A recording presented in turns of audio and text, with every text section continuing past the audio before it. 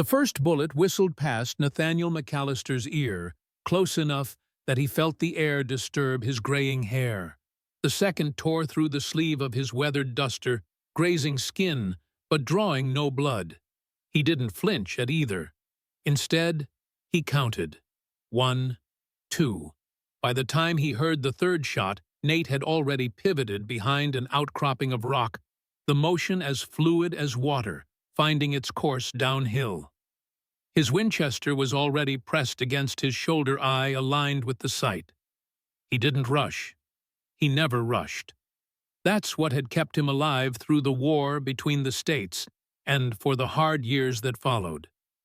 The shooter was perched on a ridge 50 yards distant, partially concealed by scrub brush. Amateur mistake. The vegetation moved with each breath the man took, giving away his position. Nate inhaled deeply, held it, then released half his breath. His fingers squeezed. The distant figure jerked, then slumped. One down. Movement to his left caught Nate's eye, the second pursuer charging with more courage than sense. Nate worked the lever on his rifle, chambered another round, and swung the barrel toward the approaching threat. The man was close enough now that Nate could see the stubble on his chin, the grimy bandana around his neck, and the wild desperation in his eyes. Nate's second shot hit the man square in the chest. He staggered 3 more steps through sheer momentum before collapsing face first into the dust. Silence settled across the Texas landscape, broken only by the call of a distant hawk and Nate's own measured breathing. He waited, counting to 60, then to 60 again. Only when certain no other threats remained did he step out from his cover. Pain lanced through his left shoulder as the adrenaline began to fade. Looking down, he noticed a dark stain spreading across his shirt. The second bullet had done more damage than he'd initially thought. Nothing immediately fatal, but it would need tending. He approached the nearest body, cautiously, rifle still ready. The man was face down, blood pooling beneath him, staining the thirsty earth. Using his boot, Nate turned him over, studying the features for recognition. Just another hard-faced drifter likely hired for a one-time job killing Nathaniel McAllister. It wasn't the first time someone had tried. Nate knelt, wincing at the pain in his shoulder, and searched the man's pockets. A few dollars of cheap pocket watch ammunition, and Nate's hand froze as he pulled a folded piece of paper from the inside pocket of the dead man's vest. The paper was thick quality stock and sealed with wax that had been broken. What caught Nate's attention, however, was the name written on the outside in elegant script, Nathaniel McAllister. A letter addressed to him, carried by a man sent to kill him. Nate stood backing away from the body, eyes fixed on the letter. The sun beat down mercilessly as he broke the seal and unfolded the paper. The handwriting was painfully familiar, though shakier than he remembered. Nate, if you're reading this, I'm already gone. I bought this ranch 5 years ago with the money you sent me. Yes, I kept it, despite your instructions to use it for yourself. I knew someday you'd need a place to call home, even if you didn't know it yet. The property is north of Broken Creek, where the Chisos Mountains first rise from the plains. You'll know it by the 3 oak trees standing sentinel at the front gate. I need you to come. A final promise awaits you here, one that might give you what you've been searching for since Margaret died. The deed is in your name, but there's more to this legacy than land. Your friend, until the end. Harrison Blackburn. Nate's hand trembled slightly as he folded the letter and tucked it into his own pocket. Harrison Blackburn. They'd fought side by side in Tennessee, saved each other's lives more times than either could count. After the war, they'd gone their separate ways, Harrison to find peace, Nate to find something else. Absolution, perhaps. Or maybe just a quicker way to die that didn't involve putting a gun in his own mouth. He looked down at the dead man again, understanding clicking into place. These weren't random bounty hunters. They'd been sent to intercept him to ensure he never reached Harrison's ranch, which meant whatever was waiting for him there was valuable enough that someone wanted to prevent his arrival. Nate returned to his horse, a sturdy dun gelding that had carried him faithfully for 2 years. The animal nickered softly as he approached. "Looks like we've got a destination after all, old boy," Nate murmured, swinging himself into the saddle despite the protest from his wounded shoulder. He sat still for a moment, the weight of the letter heavy in his pocket. 7 years had passed since Margaret died in his arms, blood seeping through her nightdress where the knife had entered. 7 years of drifting, taking jobs that put him in the path of bullets, hoping one might eventually find its mark and end his misery. His hand unconsciously moved to the silver wedding band he still wore. Before the light had faded from Margaret's eyes, she'd made him promise find his way back to being a man who could build a home, not just destroy them. 7 years, and he still hadn't found a way to keep that promise. Maybe, just maybe, Harrison had found it for him. Nate turned his horse northward toward Broken Creek and the Chisos Mountains beyond, toward whatever final promise his old friend had left for him. The landscape grew more rugged as Nate rode north. Flat plains gave way to rolling hills, which in turn yielded to the first craggy foothills of the Chisos Mountains. The air cooled slightly with the elevation, bringing welcome relief from the Texas heat. His shoulder throbbed with each hoofbeat. He'd done what he could with it, cleaned the wound with whiskey, packed it with a strip of relatively clean cloth, but it needed proper tending. Fever was setting in. He could feel the unnatural warmth in his skin, the slight cloudiness in his thoughts. As the third day of riding dawned, Nate spotted a weathered wooden sign half hidden by overgrown brush. Broken Creek, 5 miles. He was close. His mind drifted as he rode, memories surfacing unbidden. Harrison Blackburn had been different from the other men in their regiment. Quieter, more thoughtful. While others spent their nights playing cards or drinking whatever rotgut they could find. Harrison would often be found writing letters to his wife Martha, or reading one of the small books he somehow always managed to keep dry and intact, despite the mud and rain of camp.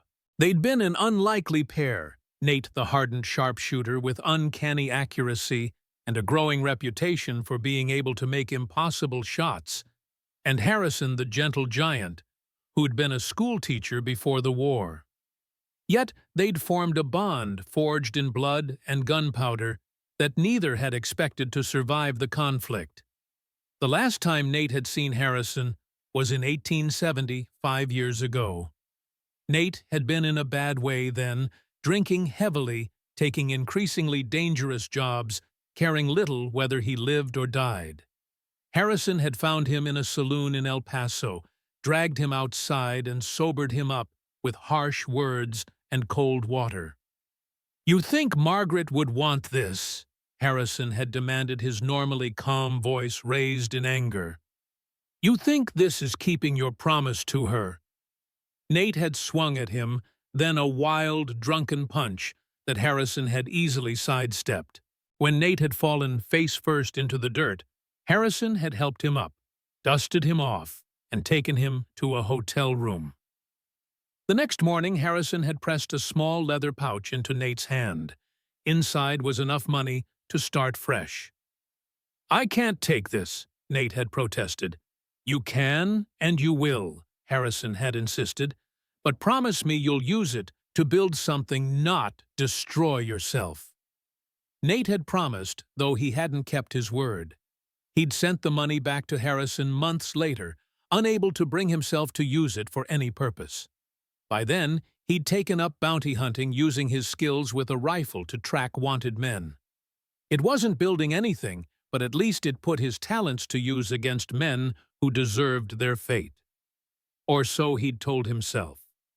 The sound of running water pulled Nate from his memories. A small creek cut across the path ahead, its clear waters bubbling over smooth stones. Beyond it, the trail wound upward into a small valley nestled between hills. And there, standing sentinel, just as Harrison's letter had described, were 3 oak trees marking a rough-hewn gate. Nate reined his horse to a stop, studying the property beyond. The ranch house was modest, but solid, built from local stone and timber, with a wide porch wrapping around 2 sides. A barn stood nearby, its red paint faded to a dull rust. Several smaller outbuildings dotted the property, and beyond them a pasture stretched toward the base of a steep hill. It was a good piece of land, defensible with clear sightlines in most directions. A natural spring fed the creek, ensuring water even in dry seasons. The soil looked fertile enough to grow crops, and the pasture would support a small herd of cattle or horses. The kind of place where a man might keep a promise to build rather than destroy. As Nate urged his horse forward through the gate, he noticed something that made his stomach tighten. On a small rise behind the house, 2 crosses stood in the unmistakable outline of graves. The earth around them was still fresh, the wood of the markers unweathered. Harrison's letter had said he was already gone. Nate had assumed his friend had moved on, not that he'd died. But there were 2 graves, not one. Harrison and Martha. A wave of grief washed over Nate, unexpected in its intensity. He hadn't seen his friend in 5 years, yet the confirmation of his death felt like losing a brother. Lost in his thoughts, Nate almost missed the slight movement at the corner of the barn, a shadow detaching itself from deeper shadows. His instincts, honed by years of tracking and being tracked, snapped him back to full alertness. He wasn't alone. Nate's hand dropped to his revolver, but he didn't draw. Not yet. Whoever was watching him could have shot him already, if that was their intention. "I mean no harm," he called out, his voice rough from disuse and trail dust. "I'm Nathaniel McAllister. Harrison Blackburn sent for me." Silence answered him. The shadow near the barn didn't move. Nate slowly dismounted, wincing as the motion pulled at his wounded shoulder. He kept his hands visible away from his weapons. "Harrison was my friend," he continued. "I just learned of his passing. I'm sorry I'm too late to—" The sudden impact of something striking the wooden post beside his head cut off his words. Nate froze eyes, focusing on the arrow now quivering in the wood, its stone tip embedded a mere inch from where his face had been. It wasn't a warning shot. It was a perfect miss, meant to demonstrate skill without causing harm.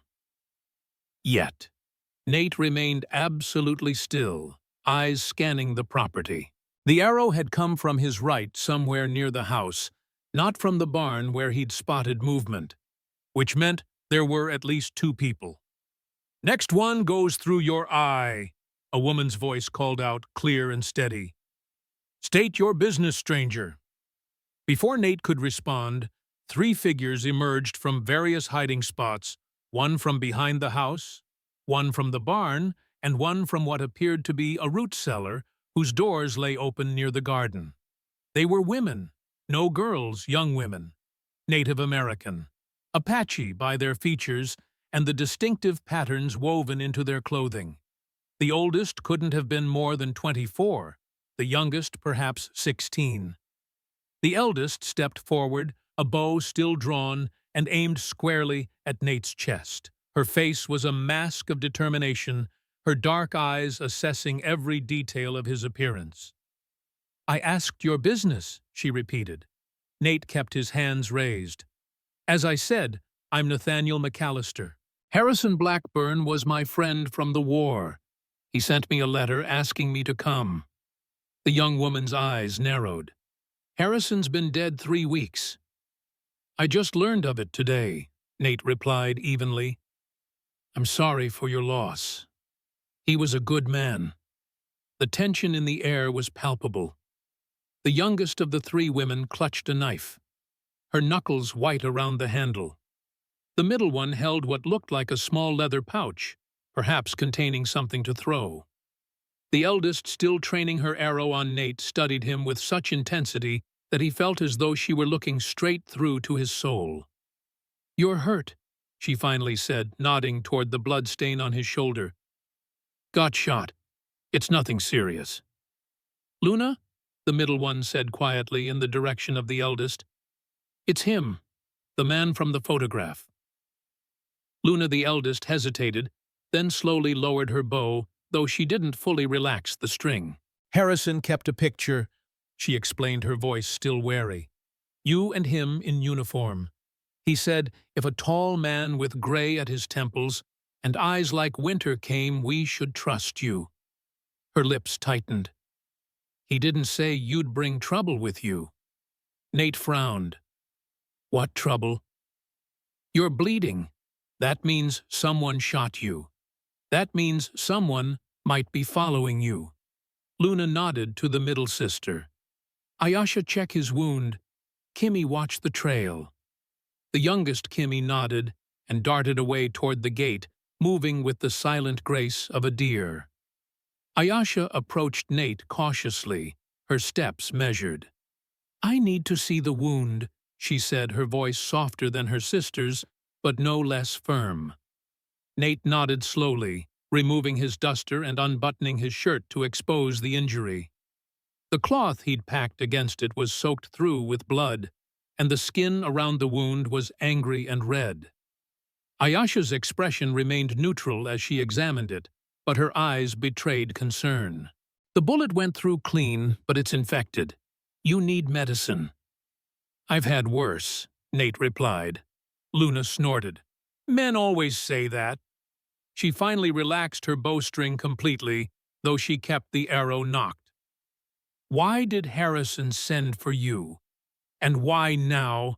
Nate reached slowly into his pocket, telegraphing his movements. "He sent this letter. I found it on a man who tried to kill me." He held it out. Luna took it, her eyes scanning the words. Something in her expression shifted, a softening perhaps, or recognition. "The final promise," she murmured almost to herself. "What does it mean?" Nate asked.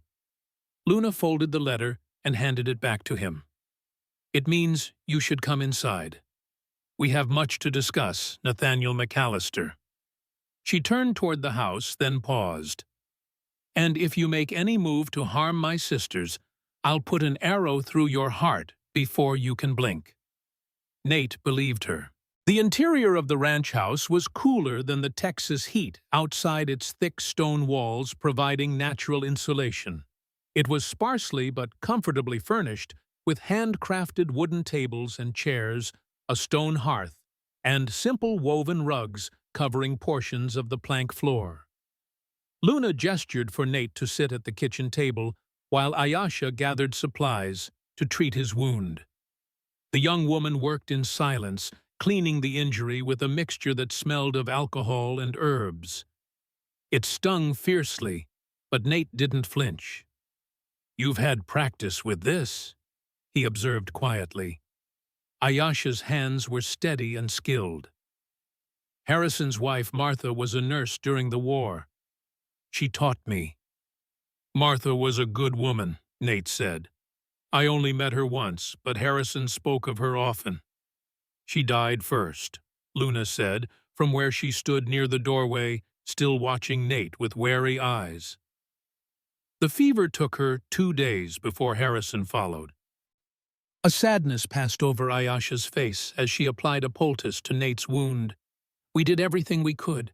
My medicines, Martha's medicines, nothing helped." "I'm sorry," Nate said, and meant it. Kimmy, the youngest, slipped back into the house. "No one on the trail," she reported to Luna.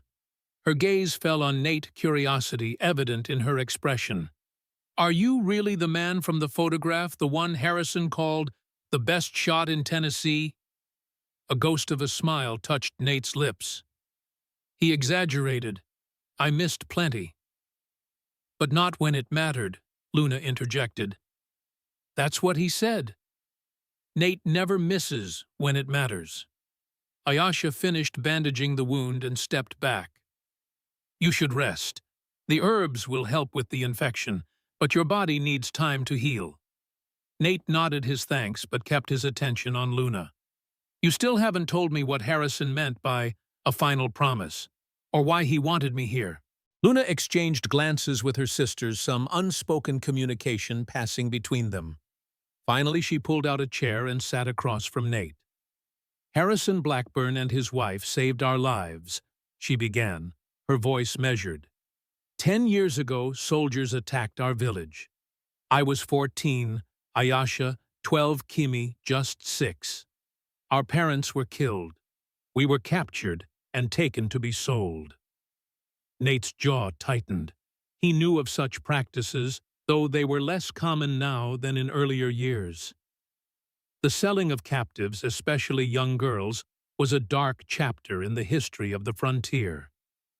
Harrison and Martha bought us at the market in El Paso, Luna continued, but not for the reasons other men bought native girls.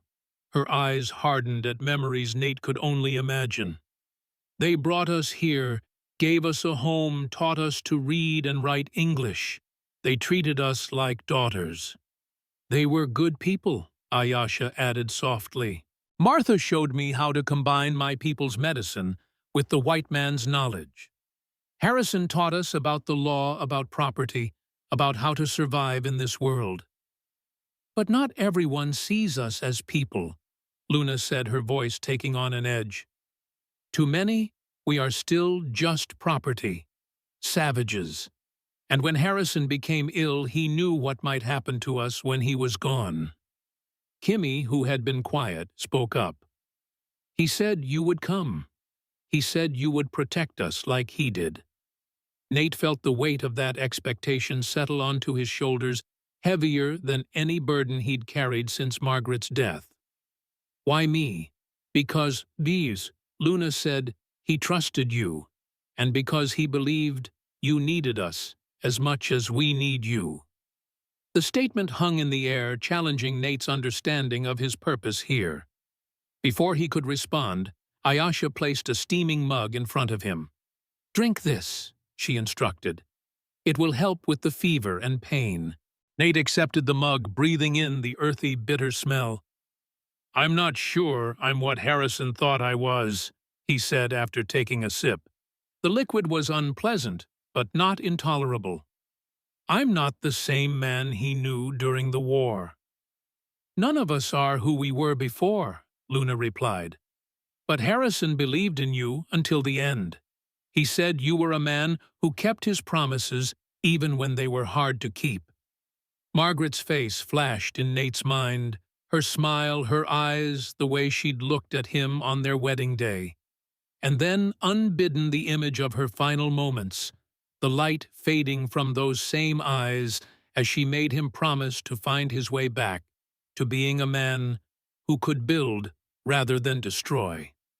A promise he'd failed to keep for 7 long years. I'll stay until my shoulder heals, Nate finally said. Beyond that, I can't make any guarantees. Luna studied him for a long moment, then nodded once as if having confirmed something to herself. Fair enough. You can have Harrison's room. It's the one at the end of the hall. As Ayesha led him to the bedroom, Nate felt the tension of the day catching up with him. The herb mixture was making him drowsy, dulling the pain in his shoulder and the edges of his thoughts. The room was simple, a bed with a handmade quilt, a dresser, a chair by the window.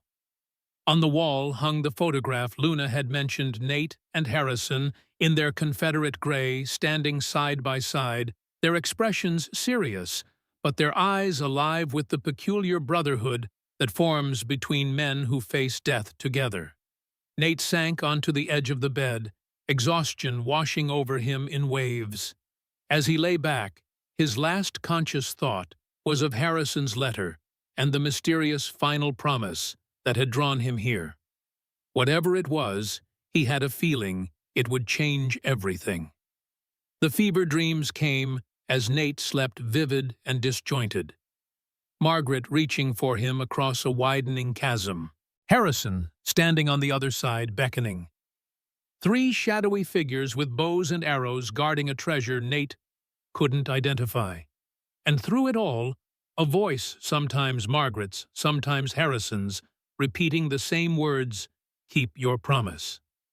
He awoke to moonlight streaming through the window, his shirt soaked with sweat, but his mind clearer than before. The fever had broken. Whatever Ayasha had given him had done its work. Nate sat up slowly, testing his shoulder. The pain was still there, but duller, more manageable. He could move his arm without feeling like a hot poker was being driven into his flesh. The house was quiet. By the position of the moon, he guessed it was well past midnight. Everyone would be asleep. Carefully he rose and moved to the window. The ranch lay bathed in silver moonlight, peaceful and still. From this vantage point, he could see the two graves on the hillside, the crosses casting long shadows across the freshly turned earth. A movement on the porch caught his eye. Someone was sitting in one of the rocking chairs, a silhouette against the backdrop of the moonlit landscape. Nate pulled on his boots and made his way quietly through the house. The floorboards creaked slightly beneath his weight, but he moved with the practiced stealth of a man accustomed to going unnoticed when necessary. Luna turned her head slightly when he stepped onto the porch, acknowledging his presence without speaking. She held a glass of amber liquid whiskey by the smell of it. "Thought you'd be out longer," she said after a moment. "Ayasha's medicine usually puts men twice your size to sleep for a full day." "I've built up a tolerance to many things," Nate replied, leaning against the porch railing. His shoulder protested, but he ignored it. Luna studied him, then reached beside her chair and produced another glass and a bottle. She poured a measure and held it out to him. "Harrison's private stock," she explained. "He saved it for special occasions." Nate accepted the glass, the irony not lost on him. The last time he'd seen Harrison, his friend had been lecturing him about drinking too much. Now here he was, sharing Harrison's whiskey with a young Apache woman under a Texas moon. Life took strange turns. They drank in silence for a while, the only sounds the gentle creaking of Luna's rocking chair and the distant call of night birds. "He talked about you," Luna finally said, her voice softer than Nate had heard it before. "Said you were the best man he ever knew, and the most dangerous." Nate's mouth twitched. "That sounds like Harrison, always seeing both sides of a person. Was he right? Are you dangerous?" "To some," Nate acknowledged. He took another sip of whiskey, feeling its warm path down his throat. "Not to you or your sisters, if that's what you're asking." Luna nodded, as if confirming something to herself. "The men who shot you, they won't be the last to come, will they?" The question hung in the air, heavy with implication. Nate considered lying, offering false reassurance, but something told him Luna wasn't the type of woman who appreciated being shielded from hard truths. "Probably not," he admitted. "Someone doesn't want me here. Someone who knows about Harrison's letter and what it might mean." "Judge Prescott," Luna said, the name like venom on her lips. "Who? Walter Prescott, the circuit judge for this territory. He wants this land." Luna's hand tightened around her glass. "He's been trying to claim it since before Harrison fell ill. Says 3 Indian girls can't legally own property, no matter what Harrison's will says." The pieces began to fall into place in Nate's mind. "And you think he sent those men to stop me from reaching the ranch?" "I know he did," Luna replied with certainty. "His son Ethan was here 2 days after Harrison died. Said the ranch would be auctioned for taxes unless we had a white man to stand for us in court." Her dark eyes met Nate's. "Harrison said you would come, that you would be that man." Nate looked out over the moonlit property, understanding growing within him. This was the final promise Harrison had written about. Not just a piece of land, but a purpose. A chance to protect something instead of destroying it. a way to keep his promise to Margaret at last. "Why does Prescott want this land so badly?" he asked. "It's a good piece of property, but there's better to be had with less trouble." Luna rose from her chair and moved to stand beside him at the railing. "Look there," she said, pointing toward the mountains rising in the distance. "The railroad wants to build a line through the pass. This ranch sits at the only viable route for miles. Whoever controls this land controls access to the pass. And the judge stands to profit." "Greatly." Luna's voice was bitter.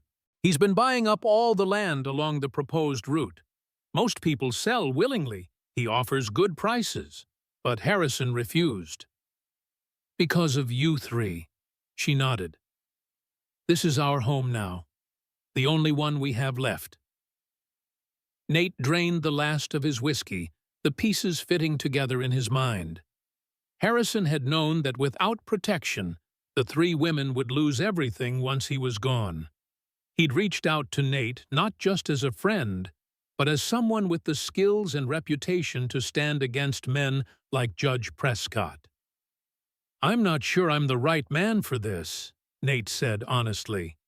"I've spent the last 7 years trying to get myself killed, not protecting others." Luna turned to look at him directly, her expression unreadable in the moonlight. "Harrison said you made a promise to your wife before she died. A promise you hadn't been able to keep." The statement hit Nate like a physical blow. He hadn't told Harrison the exact words he'd exchanged with Margaret in her final moments. He must have guessed, or perhaps just known Nate well enough to understand. "He said this might be your last chance to keep it," Luna continued. "That's why he called it a final promise. Not just his promise to us, but yours to her." The night air suddenly felt too heavy to breathe. Nate set his empty glass on the railing with a hand that wasn't quite steady. "I need to think," he said. Luna reached out, surprising him by placing her hand briefly on his uninjured arm. "Think all you need, but know this, we won't leave this land willingly. If you choose not to help us, we'll fight anyway. We'll just die doing it." She gathered the bottle and glasses and moved toward the door. Before entering, she paused. "Harrison believed in you, Nathaniel McAllister. He said when it mattered most, you never missed your shot. He thought this us mattered." She disappeared into the house, leaving Nate alone with the moon, the distant mountains, and the weight of promises both kept and broken. Dawn broke over the eastern hills, painting the landscape in hues of gold and crimson. Nate had remained on the porch for hours after Luna left, thinking, remembering wrestling with ghosts he'd long tried to outrun. Now, as the first rays of sunlight touched the crosses on the hill behind the house, he made his way toward them. The climb was gentle, but enough to make his wounded shoulder throb in protest. The graves were simple, the earth still fresh. Small stones had been placed along the perimeters in a pattern Nate recognized as Apache. A blending of traditions, just as the lives within the ranch house represented a blending of worlds. "You always did know how to back a man into a corner, Harrison," Nate said softly to the grave on the right. "Couldn't just ask outright. Had to make it about keeping promises." A breeze stirred the grass around the graves, rustling like a whispered response. "I'm not who I was," Nate continued. "Not the man you knew during the war. I've done things, Harrison, things that can't be undone." He knelt beside the graves, feeling the morning sun warm on his back. "But you knew that, didn't you? You knew, and you still sent for me." Nate shook his head, a rueful smile touching his lips. "Always did see something in me. I couldn't see myself." From this vantage point, he could see the entire ranch spread below the house. The barn, the garden where young plants were beginning to grow, the creek winding its way through the property. It was beautiful in the morning light, peaceful in a way few places Nate had known could claim to be. The kind of place Margaret would have loved. The sound of movement behind him alerted Nate to someone's approach. He didn't turn, recognizing the light, careful footsteps. "You're up early," he said. Kimmy, the youngest of the sisters, came to stand beside him. Unlike Luna's constant wariness or Ayasha's quiet assessment, Kimmy's expression was open curious. "I come every morning," she said, her voice lighter than her sister's. "I tell them about the rabbits in the garden and the hawk that built a nest in the big oak." She knelt and placed a small bundle of wildflowers between the graves. "Harrison liked when I told him about the animals." Nate watched as she arranged the flowers with care. "You were close to them." Kimmy nodded, a sadness passing over her young face. "I don't remember much about my real parents. I was too small when they died. Harrison and Martha are the only father and mother I really knew." The simple statement carried a weight of loss that Nate understood all too well. "Luna says you might leave soon," Kimmy continued, looking up at him with eyes too old for her young face. "She says we shouldn't expect you to stay." Nate met her gaze. "Your sister is practical, but Harrison said you would stay. He said you were a man who kept his word." Kimmy rose, dusting soil from her skirt. "Were you there in the war with him?" "I was." Nate stood as well, wincing slightly at the stiffness in his shoulder. "Did you kill people?" The directness of the question caught Nate off guard, though it shouldn't have. Children often cut straight to the heart of matters adults preferred to circle. "Yes," he answered honestly. "Many." Kimmy nodded, accepting the truth without judgment. "Harrison said he did too, but that it haunted him. Does it haunt you?" Nate looked out over the ranch, considering his answer.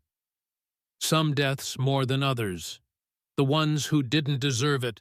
Those," Nate agreed, "and the ones I should have prevented but couldn't."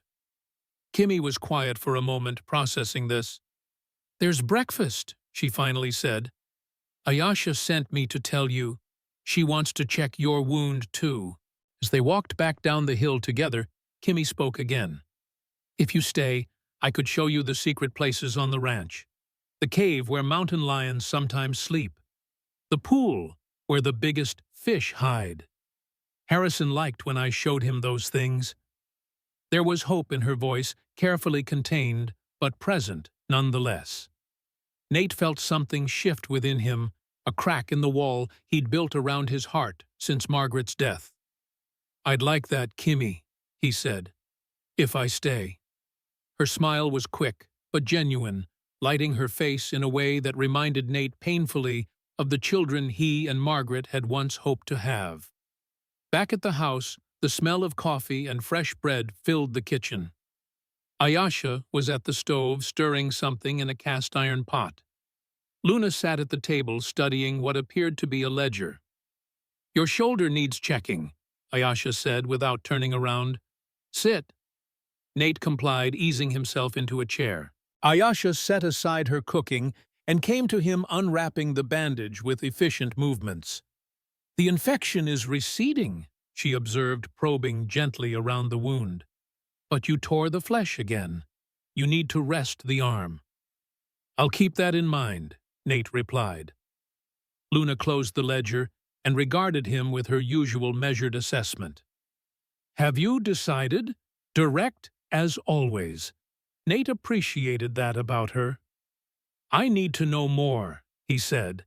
"About Judge Prescott, about the situation here, about what Harrison expected me to do." Luna opened her mouth to respond, but a sound from outside interrupted her hoofbeats approaching at a steady pace. All four of them froze, instantly alert. Luna moved to the window, staying to one side to remain unseen. "Two riders," she reported, her voice tense, "coming up the main trail." Nate stood, his hand automatically reaching for the revolver that wasn't there. His weapons were still with his saddlebags. Where are my guns? By the door, Kimmy said, already moving to retrieve them. Luna's expression was grim. If it's Prescott's men, they won't be alone for long. Nate checked his revolver and rifle quickly, ensuring both were loaded and ready. Years of practice had made the motions automatic, requiring no conscious thought. "You three stay inside," he instructed. "I'll handle this." Luna's eyes flashed. "This is our home. We defend it together." "Fine," Nate conceded, recognizing the determination in her stance. "But let me do the talking first. No arrows unless I signal." Ayasha handed him a small leather pouch. "Throw this at their feet if they attack. Don't breathe it in yourself." Nate tucked the pouch into his pocket without question, then moved to the door. He stepped onto the porch just as the riders came into clear view. The lead rider was a man in his 40s, well-dressed in a manner that spoke of wealth and position. His companion was younger, perhaps in his late 20s, with a hard face and cold eyes that immediately marked him as dangerous to Nate's experienced assessment. Both men reined their horses to a stop at the sight of Nate standing on the porch, rifle held casually but ready at his side. This is private property," Nate called out. The older man studied Nate for a moment, then smiled, a practiced expression that never reached his eyes. "I believe you're mistaken, sir," he replied, his voice carrying the educated tones of the eastern states. "This property is currently in legal dispute. I'm Judge Walter Prescott, the circuit judge for this territory." He gestured to his companion. "My son, Ethan." The younger man, Ethan, was staring at Nate with an intensity that went beyond normal curiosity. There was recognition there and something else. Satisfaction, perhaps. "I know who you are," Ethan said, his mouth curving into a smile that sent a chill down Nate's spine. "Nathaniel McAllister, the sharpshooter from Tennessee." He laughed, the sound without humor. "Well, I'll be damned. The bounty hunters actually did their job. They just didn't live to collect their pay." Nate kept his expression neutral, but internally pieces were falling into place. Ethan Prescott had sent the men who tried to kill him, not to prevent him from reaching the ranch, but to ensure he did. But why? Judge Prescott cleared his throat. "You'll have to excuse my son's manners, Mr. McAllister. We weren't properly introduced." His eyes narrowed slightly. "May I ask what business you have at the Blackburn Ranch?" Behind Nate, the door opened. Luna stepped out, her bow conspicuously absent, but her stance no less ready for conflict. "Mr. McAllister is here at the late Mr. Blackburn's request," she said, her voice steady and formal, "as executor of the estate." This was news to Nate, but he didn't let his surprise show. Instead, he simply nodded, playing along with whatever strategy Luna was employing. Judge Prescott's facade of politeness slipped momentarily, revealing the hard calculation beneath. "Is that so? How interesting.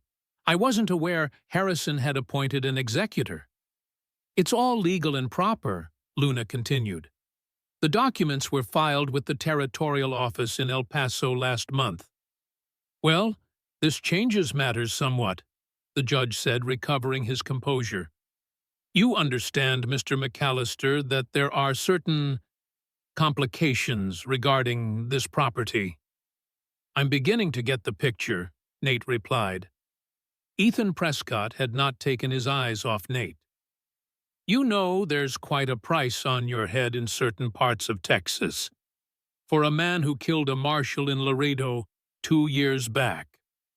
Nate's expression didn't change, but inwardly he cursed. That particular incident had been self-defense. The marshal in question had been on the payroll of a cattle baron and had drawn first. But Nate doubted that detail would matter much to a circuit judge looking for leverage. "Interesting time for you to show up here," Ethan continued, his smile growing. "Almost like someone wanted you found." And there it was, the trap laid out in the open. Ethan had arranged for the bounty hunters to find Nate using Harrison's letter as bait. He'd expected them to either kill Nate or drive him to the ranch where Ethan could use the outstanding bounty as leverage. Judge Prescott sighed, as if disappointed in his son's lack of subtlety. "What my son is trying to say, Mr. McAllister, is that we might be able to help each other. You have legal problems. I happen to be a judge. And all I have to do is convince the Apache girls to leave," Nate finished for him. "They have no legal right to this property," Prescott said, his voice hardening. "No matter what Harrison Blackburn might have told them. The law is clear on this matter." Luna's hand brushed against Nate's arm, a silent signal. From the corner of his eye he could see Ayasha and Kimmy watching from the window, ready. "I'll need time to review the situation," Nate said, intentionally vague. "As executor, I have responsibilities to consider." Judge Prescott studied him for a long moment, then nodded. "Of course. Take a few days. Consider your options carefully." His gaze shifted to Luna. "All of you should consider your options." Ethan looked as if he wanted to say more, but a sharp glance from his father silenced him. "We'll return in 3 days," the judge said, gathering his reins. "I trust by then you'll have reached the sensible conclusion, Mr. McAllister." As the two men turned their horses and rode away, Luna spoke quietly beside Nate. "You see now what we're facing." Nate watched the riders disappear down the trail, his mind working through the implications of the encounter. "They set a trap for me," he said. "Used Harrison's letter to draw me in. And now they'll use the bounty on your head to control you," Luna agreed. Unless I help you fight them," Nate finished. He turned to face her. "Did Harrison really appoint me executor of his estate?" A ghost of a smile touched Luna's lips. "No, but he did leave something for you. Something that might change everything." She held his gaze, a challenge in her dark eyes. "It's time you knew the whole truth, Nathaniel McAllister. About Harrison, about us." Her voice lowered. "And about your father." "My father," Nate repeated, confusion evident in his voice. "My father has been dead for 20 years. What could he possibly have to do with this?" Luna's expression was unreadable. "Everything," she said simply. "He has everything to do with why we're all here now." And with that cryptic statement, she turned and walked back into the house, leaving Nate standing on the porch with more questions than answers, and the distinct feeling that he'd just stepped into something far more complicated than a land dispute in the Texas borderlands. Nate followed Luna into the ranch house, her words about his father echoing in his mind. The kitchen felt suddenly too small, the air too heavy with unspoken truths. Ayasha and Kimmy exchanged glances, clearly aware of what was coming. "Sit," Luna instructed, gesturing to the table. Nate remained standing. "I want answers, now." Luna's eyes flashed with momentary defiance, then softened with understanding. She nodded once and moved to a small cabinet near the stone hearth. From it, she withdrew a wooden box weathered with age but well-maintained. She placed it on the table and stepped back. "Harrison left this for you," she said quietly. "He said when the time came it would explain everything." Nate approached the box cautiously, as though it might contain something dangerous. In a way, it did. The past had always been more threatening to him than any loaded gun. The box wasn't locked.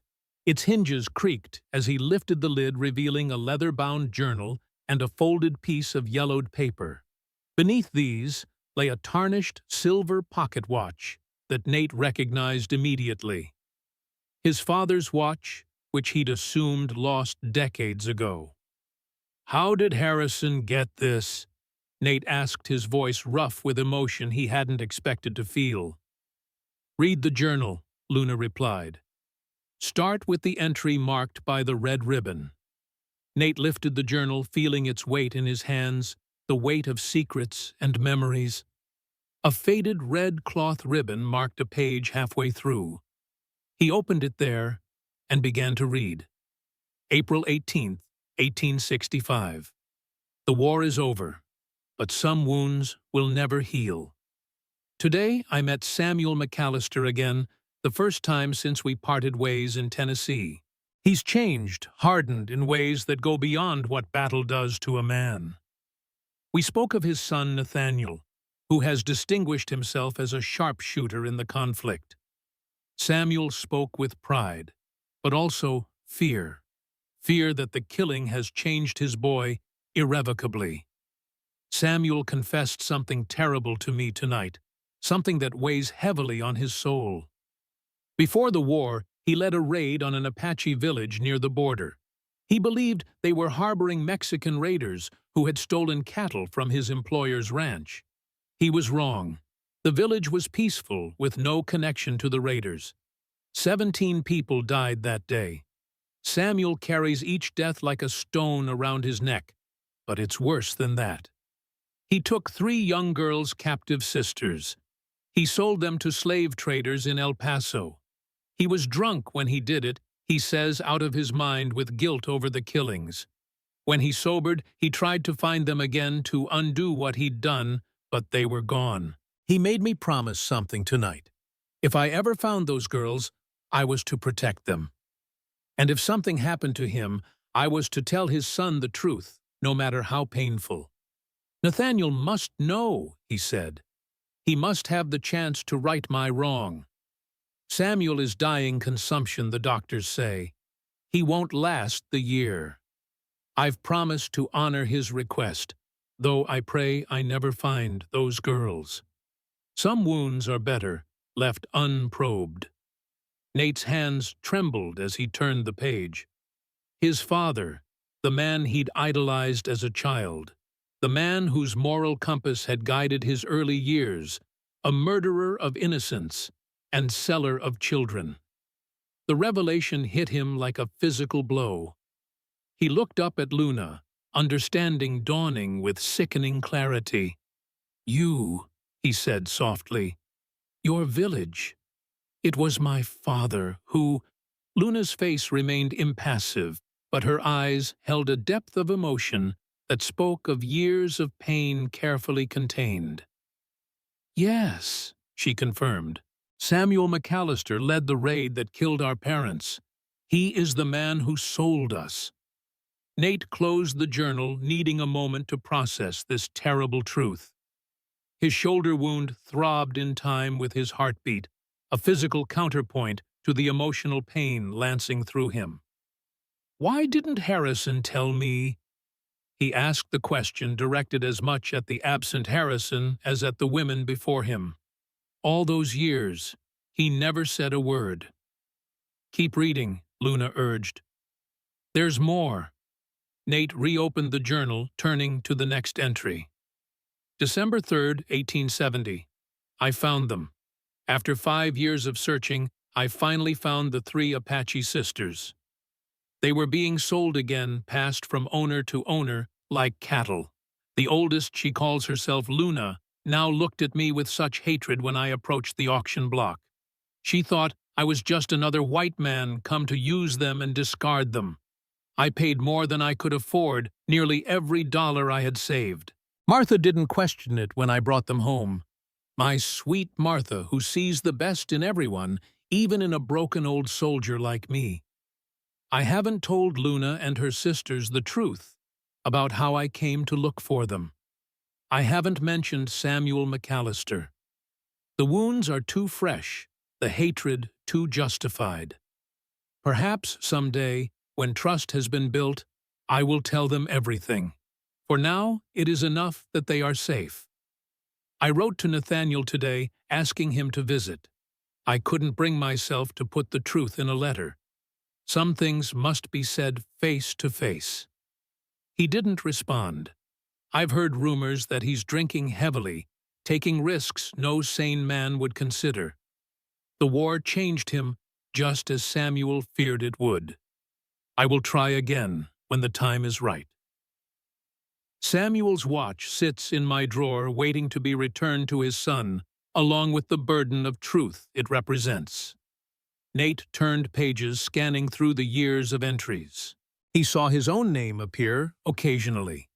Harrison, noting failed attempts to reach him, reports of Nate's exploits as a bounty hunter, concerns about his self-destructive path.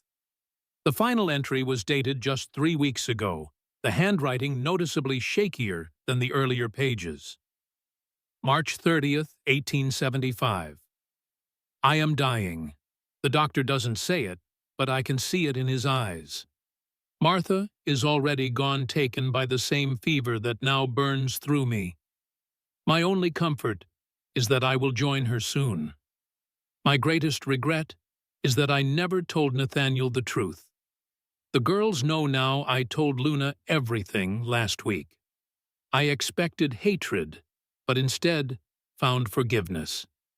Not for Samuel, that would be asking too much, but for my part in keeping the secret. I've written to Nathaniel one last time. I've arranged for the letter to reach him through channels that will ensure he receives it even in his wandering life. I pray he comes. These girls need protection, and he needs redemption. Samuel's sin hangs between them like a shadow, but perhaps in confronting it together, they might all find peace. The ranch is legally theirs now. Martha and I signed the papers months ago when I first fell ill. But the law is a fickle thing, where Indians are concerned, especially young women, without a white man to stand for them. Judge Prescott has made his intentions clear. He wants this land for the railroad, and he won't let 3 Apache girls stand in his way. Nathaniel is their best hope. A man with his reputation, his skills, he could keep them safe. And they, with their quiet strength and capacity for forgiveness, might just save him from himself. It's a final promise I make to all of them, to bring them together, to give them all a chance at healing. If you're reading this, Nate, know that I never judged you for the path you've walked. We all carry burdens from the war, from choices made and unmade, but it's never too late to find your way back. Margaret knew that.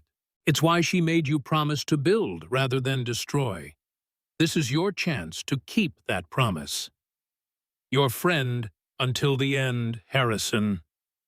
Nate closed the journal slowly, its weight in his hands, now carrying the burden of 2 generations of sin and redemption. The room was silent, save for the soft crackling of the fire in the hearth and the distant call of a bird outside. Now you know, Luna said quietly. Harrison wanted you to know everything. Nate looked at each of the sisters in turn, Luna standing straight and proud, despite the weight of her past. Ayasha, her gentle eyes holding wisdom beyond her years, and Kimmy, who barely remembered the village where she was born, but carried its loss in her blood nonetheless. Victims of his father's cruelty. A legacy of violence he never knew he'd inherited. I'm sorry, he said, the words woefully inadequate for the magnitude of the wrong done to them. What my father did was not your doing, Ayasha interjected softly. Harrison made sure we understood that. But it is my responsibility now, Nate replied, the realization settling over him with the weight of truth. That's what Harrison intended. That's why he brought us together. Luna nodded. He believed you needed this as much as we need you. A chance to make right what was done wrong. Nate ran his hand over the journal's worn cover, thinking of Harrison, his friend, who had carried this burden for years, who had sought to honor a deathbed promise to a man who didn't deserve such loyalty. Judge Prescott, he said, bringing the conversation back to the immediate threat. He won't stop with threats. Men like him never do. No, Luna agreed. He won't. His son is even worse cruel for the pleasure of it. Kimmy, who had been quiet until now, spoke up. They killed Harrison. Nate's head snapped up. What? Kimmy Ayasha cautioned. He should know, Kimmy insisted. The fever wasn't natural. Ethan Prescott came here 2 days before Harrison fell ill. He brought food, said it was a peace offering. Her young face hardened with conviction. Harrison was fine until he ate it. You can't know that for certain, Ayasha said, though her tone suggested she harbored the same suspicion. It doesn't matter if we can prove it, Luna cut in. What matters is that they want this land, and they'll do whatever it takes to get it. Nate nodded, his tactical mind already shifting to the problem at hand. How long before they come back with more men? 3 days, he said. Luna replied. But I wouldn't trust a Prescott to keep his word. They could come tonight. Then we prepare, Nate said, decision made. Whatever his personal feelings about the revelations of the past hour, the immediate danger was clear. Show me everything about the property, every approach, every defensive position, every escape route. Luna studied him for a moment, as if gauging his commitment. Whatever she saw in his face must have satisfied her, because she nodded once briskly. Kimmy knows every inch of this land, she said. She'll show you. As the day progressed, Nate's respect for the three sisters grew. They weren't helpless victims waiting to be saved. They were survivors who had built a life despite everything the world had thrown at them. Kimmy led him around the property with the sure-footed confidence of someone who knew every rock and tree. She showed him the hidden spring that fed the creek, even in drought, the cave system that ran beneath the eastern ridge, the high points that offered the best views of approaching riders. Harrison taught us to shoot, she explained, as they paused on a bluff overlooking the main trail. Luna is the best with a bow, but I'm better with a rifle. Nate raised an eyebrow. Are you now? A hint of a smile touched Kimmy's lips. I hit what I aim at. That's a start, Nate acknowledged. But hitting what you aim at in practice is different from hitting what you aim at when someone is shooting back. Kimmy's smile faded. I know. I'm not a child. Nate studied her, 16 years old, but with eyes that had seen more darkness than many grown men. No, she wasn't a child, not really. Childhood had been stolen from her the day Samuel McAllister rode into her village. His father. The thought still burned like acid. I'd like to see you shoot sometime, he said, changing the subject. Maybe you can teach me a thing or two. That earned him another smile, brief but genuine. They continued their survey of the property, Nate noting defensible positions and vulnerabilities with the practiced eye of a veteran. By the time they returned to the house, the sun was beginning its descent toward the western hills, painting the landscape in hues of gold and amber. Ayasha was in the garden harvesting herbs that she placed carefully in a woven basket. She looked up as they approached, her expression serene, despite the circumstances. How is your shoulder? Manageable, Nate replied. Ayasha's eyes, observant as always, saw through the understatement. It needs tending again. The ride and the stress won't have helped it heal. Nate didn't argue. He followed her inside, where she directed him to sit at the kitchen table. With the same gentle efficiency she'd shown earlier, she removed the bandage and examined the wound. The infection is still present, she observed, but not spreading. I'll make a stronger poultice. As she worked grinding herbs with a stone mortar and pestle, she spoke without looking up. Harrison told me once that in the old ways of my people, wounds of the body were seen as reflections of wounds of the spirit. To heal one, you must address the other. Nate watched her hands steady and sure in their movements. Is that what you believe? I believe there is wisdom in it, she replied. Your body fights the infection in your shoulder, but your spirit fights something else. The truth about your father, perhaps. Nate's jaw tightened. My father died a long time ago. Did he? Ayasha looked up, her dark eyes searching his face. Or has he been living in you all this time in the image you held of him? The question struck too close to home. Nate had spent years trying to live up to the memory of Samuel McAllister, a stern but fair man, a man of principle, or so he'd believed. We carry our parents with us, Ayasha continued, returning to her work. Their virtues and their sins. We choose which to honor. My father was a murderer, Nate said, the words bitter on his tongue. He slaughtered innocents and sold children. What part of that should I honor? Ayasha didn't flinch at the harshness in his tone. Perhaps none of it. But you are not him, Nathaniel McAllister. The choice of what kind of man to be has always been yours. She applied the fresh poultice to his wound, the herbs cool against his inflamed skin. As she worked, Nate found himself studying her face, the high cheekbones, the quiet dignity in her expression, the wisdom in eyes too young to hold such depth. How do you do it? He asked suddenly. How do you not hate me for what he did? Ayasha's hands paused momentarily, then resumed their careful wrapping of the bandage. Hate is a fire that consumes the one who carries it, she said softly. I watched it nearly destroy Luna in the early years. She burned with it, wasted away with it, until Martha showed her another way. What way? To live well, despite what was done to us. To find beauty and purpose even in pain. Ayasha secured the bandage and stepped back. Besides, you are not your father. Your hands did not hold the knife that killed my parents. Your voice did not give the order that destroyed our village. But my blood is just blood, she interrupted, her voice suddenly firm. It's choices that define a person, not ancestry. You've made your share of dark choices, I don't doubt. But so have we all in surviving this world. She gathered her supplies, preparing to return them to their places. Before she left the table, she paused, looking directly into Nate's eyes.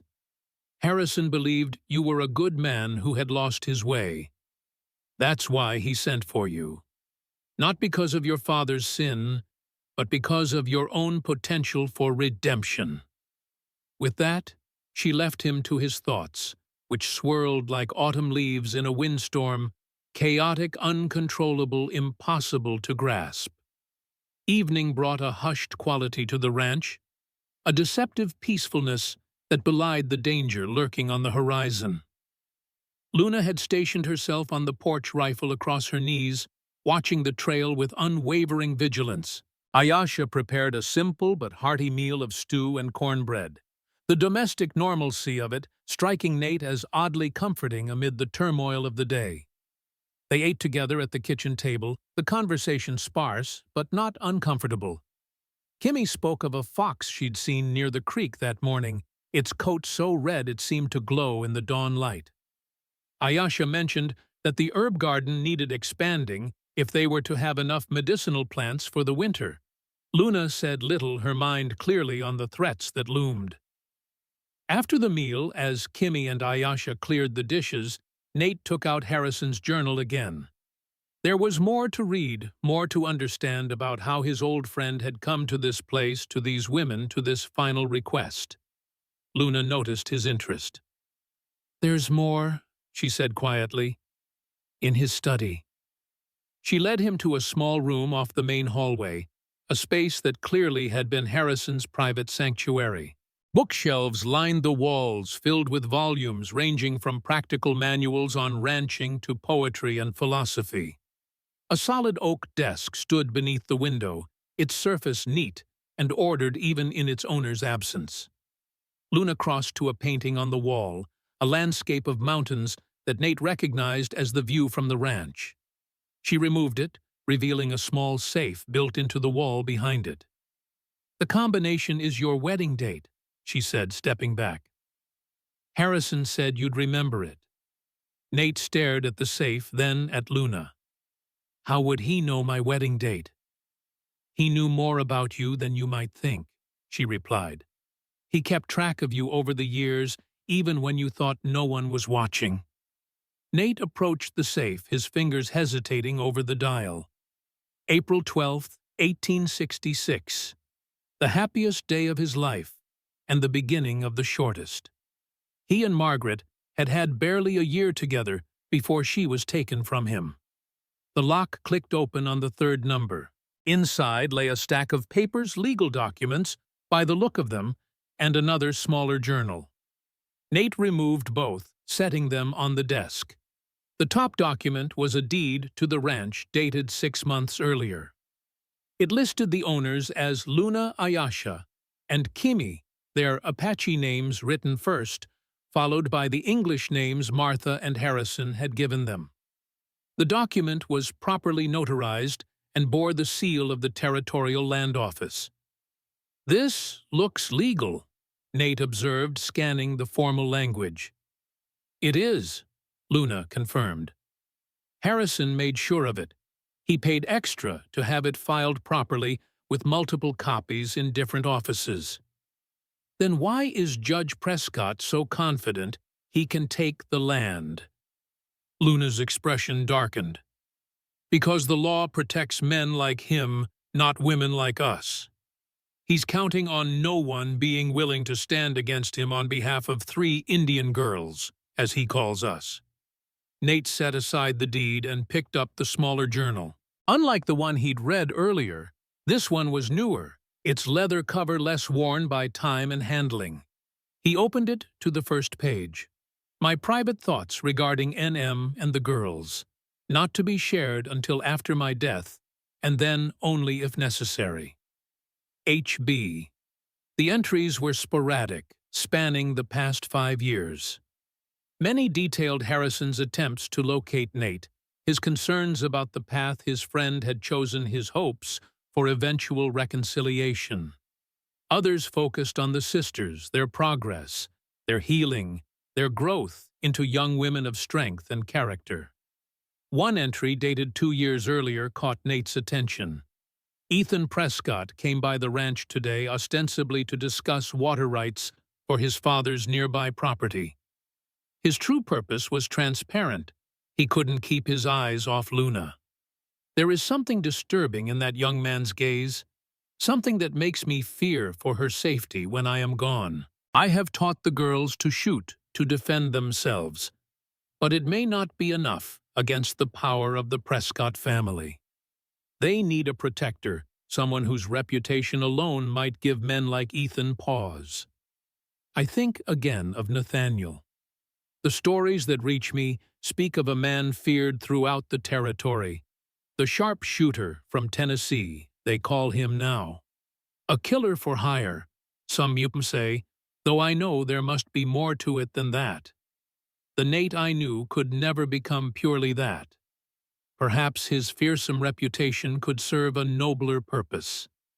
Perhaps in protecting these girls, he might find his way back to the man I once knew, the man Margaret loved. Another entry from just a month before Harrison's death. Judge Prescott made his offer today, $5,000 for the ranch, a generous sum by any measure. When I declined, the facade of civility dropped away like a mask. "Those Apache girls will be gone the moment you're in the ground," he said, "one way or another. I've accelerated my plans. The deed is registered in the girls' names now, with all legal formalities observed. I've written to Nathaniel again, though I fear the letter may never reach him. As a final precaution, I've spoken with Martha about making arrangements with Sergeant Winters, who now runs the trading post in El Paso. Winters served with Nathaniel briefly and owes me a favor. If all else fails, he might help. Time grows short. I can feel it in my bones, in the way Martha looks at me when she thinks I don't notice. I pray Nathaniel comes in time. I pray he becomes the man these girls need, the man I believe he still can be, beneath the years of pain and wandering." Nate closed the journal, a heaviness settling in his chest.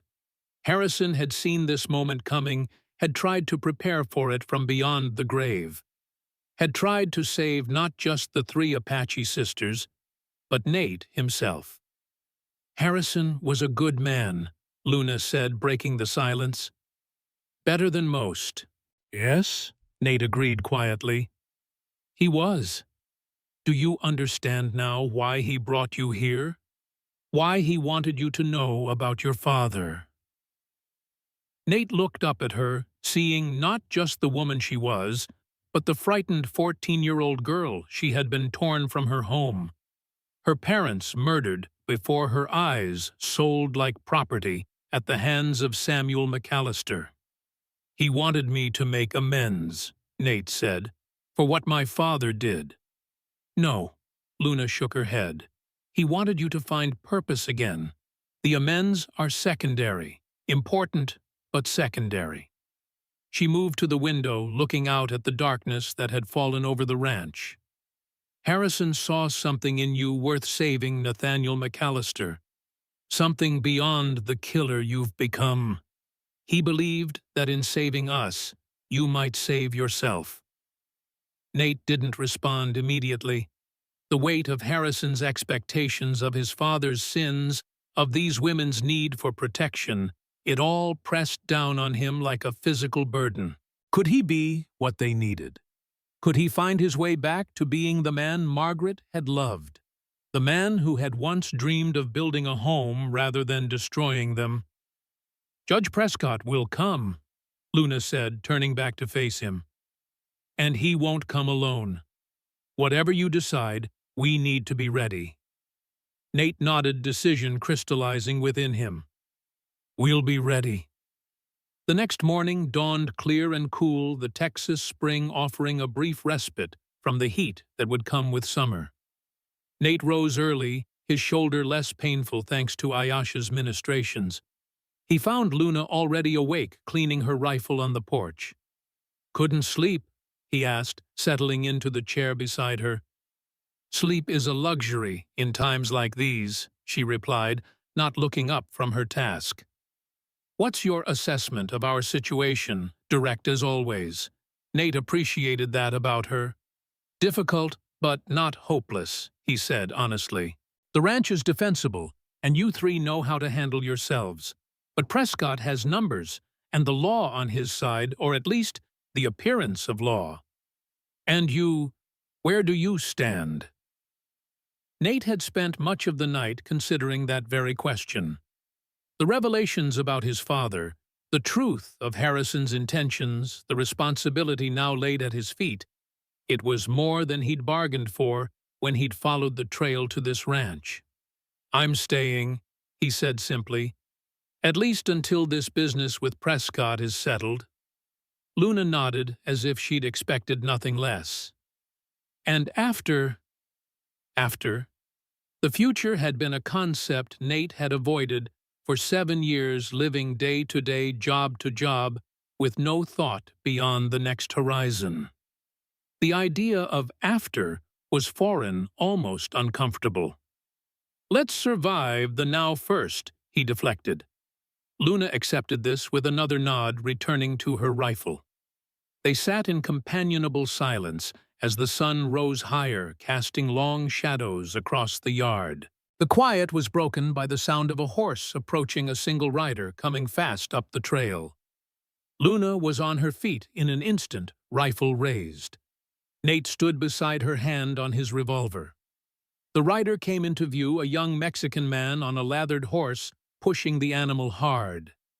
He reined in sharply at the sight of the armed figures on the porch. "I bring news," he called, raising his hands to show he was unarmed. "From town." Luna lowered her rifle slightly. "Speak it then." "Judge Prescott," the young man said, his breath coming fast. "He is gathering men, many men. They talk of coming here tomorrow, not in 3 days as promised." How many? Nate asked. 20, perhaps more. They are offering good money.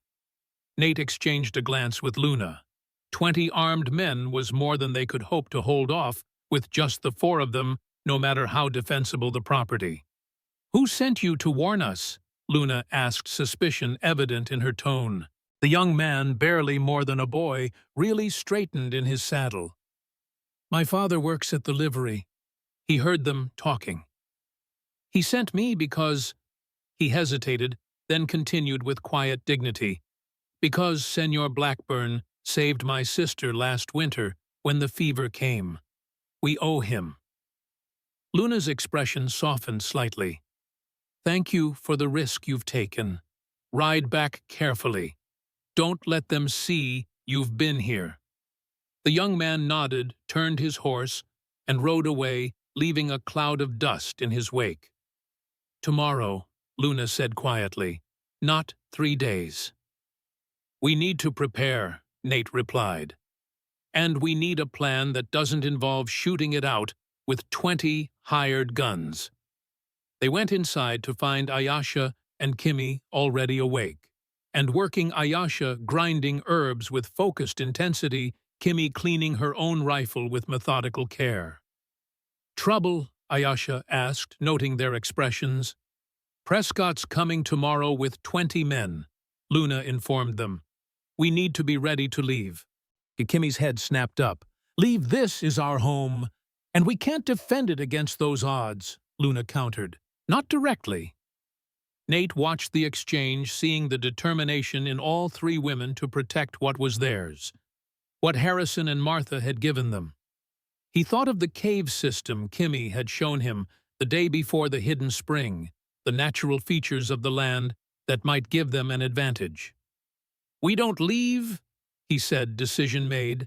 We make a stand, but on our terms, not theirs. 3 pairs of eyes turned to him, hope and skepticism mingled in their gazes. How? Luna challenged. Even you can't shoot 20 men before they overwhelm us.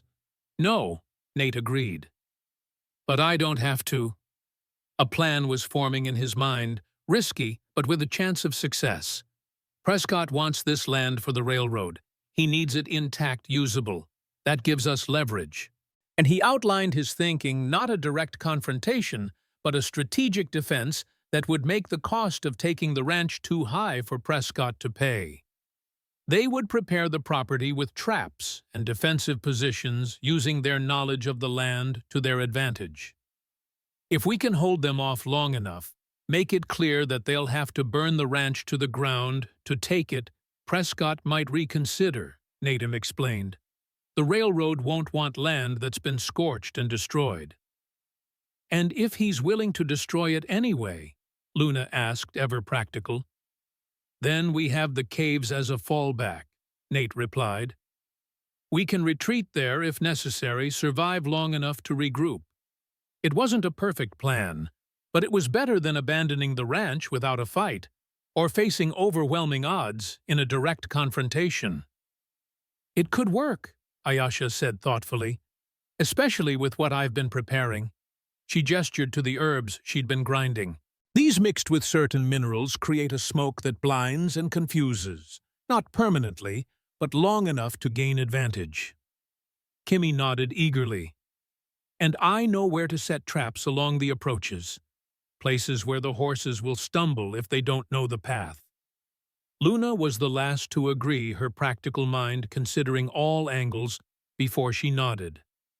We'll need the day to prepare, all of us working together. And so they began 4 unlikely allies, united by a common purpose, working to defend a home that represented different things to each of them. For Luna, Ayasha, and Kimi, it was the only safe place they had known since their village was destroyed.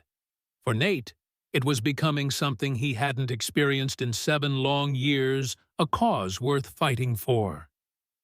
The day passed in a flurry of activity. Under Nate's direction, they fortified the house and barn, creating firing positions with clear lines of sight to all approaches. Kimmy set traps along the trails, nothing lethal, but obstacles that would slow riders and create confusion. Ayasha prepared her smoke mixtures and other concoctions, explaining their effects with the precision of a practiced healer. Luna, meanwhile, checked and rechecked their weapons and ammunition, distributing them strategically throughout the property. Her methodical approach reminded Nate of veteran sergeants he had known during the war, practical, thorough, leaving nothing to chance. As the sun began its descent toward the western hills, they gathered on the porch to review their preparations. The ranch had been transformed, not obviously to a casual observer, but in dozens of small strategic ways that would give them every possible advantage against superior numbers. "It's good work," Nate acknowledged, surveying what they had accomplished. "But remember, our goal isn't to kill them all. It's to make taking this place too costly, too damaging for Prescott's purposes." "And if they come to kill, not just to take?" Luna asked. Nate met her gaze steadily. "Then we do what we must to survive. But let them fire the first shot. Let them be the aggressors. That matters in what comes after." They ate a simple meal together that evening, the conversation sparse, but not tense. There was a strange calm that had settled over all of them, the clarity that comes with knowing a confrontation is inevitable, and being as prepared as possible to meet it. After dinner, as darkness fell completely, Nate found himself once again on the porch with Luna. The night was clear, stars scattered across the sky like diamond dust on black velvet. In another life, another time, it might have been beautiful. "Tell me about your wife," Luna said unexpectedly, her voice quiet in the stillness. Nate glanced at her, surprised by the request. "Why—" Luna shrugged, a barely perceptible movement in the darkness. "Harrison spoke of her sometimes, said she was your anchor. I'm curious about the woman who could anchor a man like you." Nate looked back at the stars, memories rising unbidden. "Margaret was light," he said finally. "Even during the darkest days of the war, when I'd come home on leave with death clinging to me, like a second skin, she could make me remember what it was to be human, to be more than just a killer." "How did she die?" Luna's question was gentle, respectful of the pain it might cause. "Murdered," Nate replied, the word still bitter on his tongue after 7 years. "I'd made enemies in my work after the war. One of them found our home while I was away. Used a knife." His hand clenched involuntarily on the arm of his chair. "She lived long enough for me to get back. Long enough to make me promise I'd find my way back to being the man she married. The man who wanted to build something, not just destroy." "And did you keep that promise?" Luna asked, though she clearly knew the answer. "No," Nate admitted. "I tried to drown the pain in whiskey at first. When that didn't work, I looked for death in increasingly dangerous jobs. Figured if I couldn't bring myself to put a gun in my mouth, I'd let someone else do the job for me." "But no one did." "No one did," Nate agreed. "Not for lack of trying on their part." They were quiet for a time, the night sounds of the Texas wilderness filling the silence. Crickets, the distant call of a coyote, the rustle of wind through grass. "Harrison believed this place could heal you," Luna said eventually. "He thought that, in protecting us, you might find your way back to that promise." Nate considered this. The idea seemed idealistic, the kind of thing Harrison always, the thoughtful one, the believer in redemption, would conceive. And yet, there was something to it. In the short time he'd been at the ranch, Nate had felt more purposeful, more alive than he had in years of drifting. "What about you?" he asked, turning the conversation away from himself. "What do you want from this place? From life?"